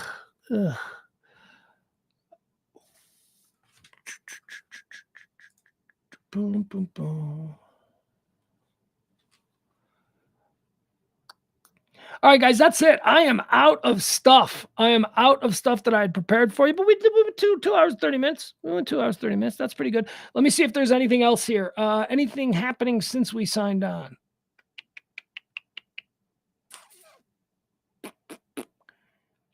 Ugh. Why is the Civil War trending? Come on. Civil War is trending. Oh, Jesus. Juneteenth is trending. Taiwan is trending. Titanic is trending. Titanic is trending because of Titanic panic. Because I told you about that guy. The guy in the Titanic's trending because of that. Lola. What is Lola? Is that Lollapalooza? Is that Lola that's trending? That's not this. Is that happening now? That's not happening now. Yeah, I don't know. Anyway, I don't care. All right, guys. I do care. I didn't mean like I don't care. Mr. Popular. All right, we're going to end the show here. Be sure and join us later this evening when we come back at 9 p.m. for Radio Misfits. That's right, the Radio Misfits show at 9 p.m. every Monday through Thursday. That features myself, Pugs Moran, James Parker, and of course, E. We'll do this tomorrow. Tomorrow, every day, Monday through Friday at noon. We give you all the day's events, all the trending topics, whatever it is that people are buzzing about. I try and give it to you in a nice little cheat sheet. Clips notes. Check this bum out. This dog hasn't moved in like 2 hours. Look at her.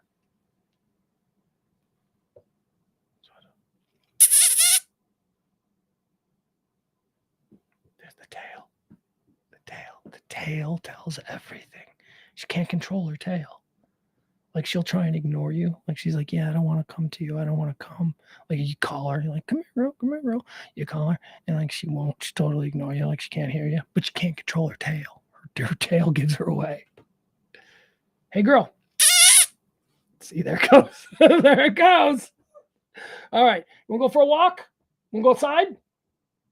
Want to go bye-bye? Yeah. All right, we're going to take her for a walk. I got stuff I got to do today, and then we'll rally back here at 9 o'clock for the other stream that we do. It'll be good times. Good times. Later, Barney. Al, why you want me to talk about UFOs? Oh, there's Mama Beller. All right, sit tight, Mama Beller. Sit tight.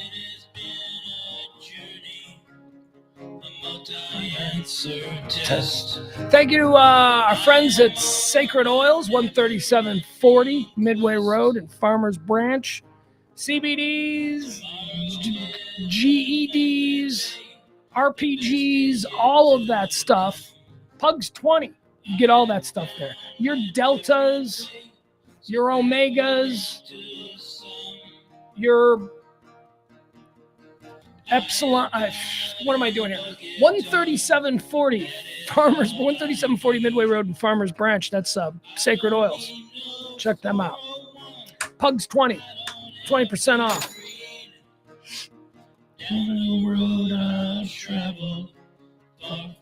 Oh no, great. No, I've ginned the dog up. The dog thinks we're going for a walk. We will. We'll get there. All right, bye everybody. Love you. See you tonight at 9:00. Or if not, and I know that's a lot to ask. If not, tomorrow at noon. Bye.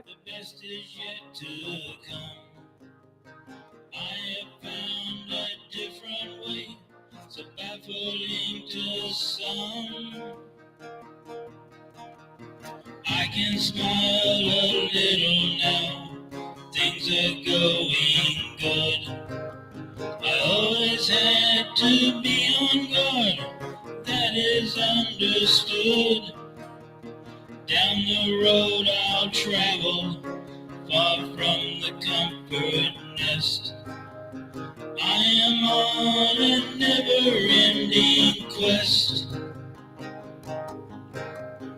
I am on a never-ending quest.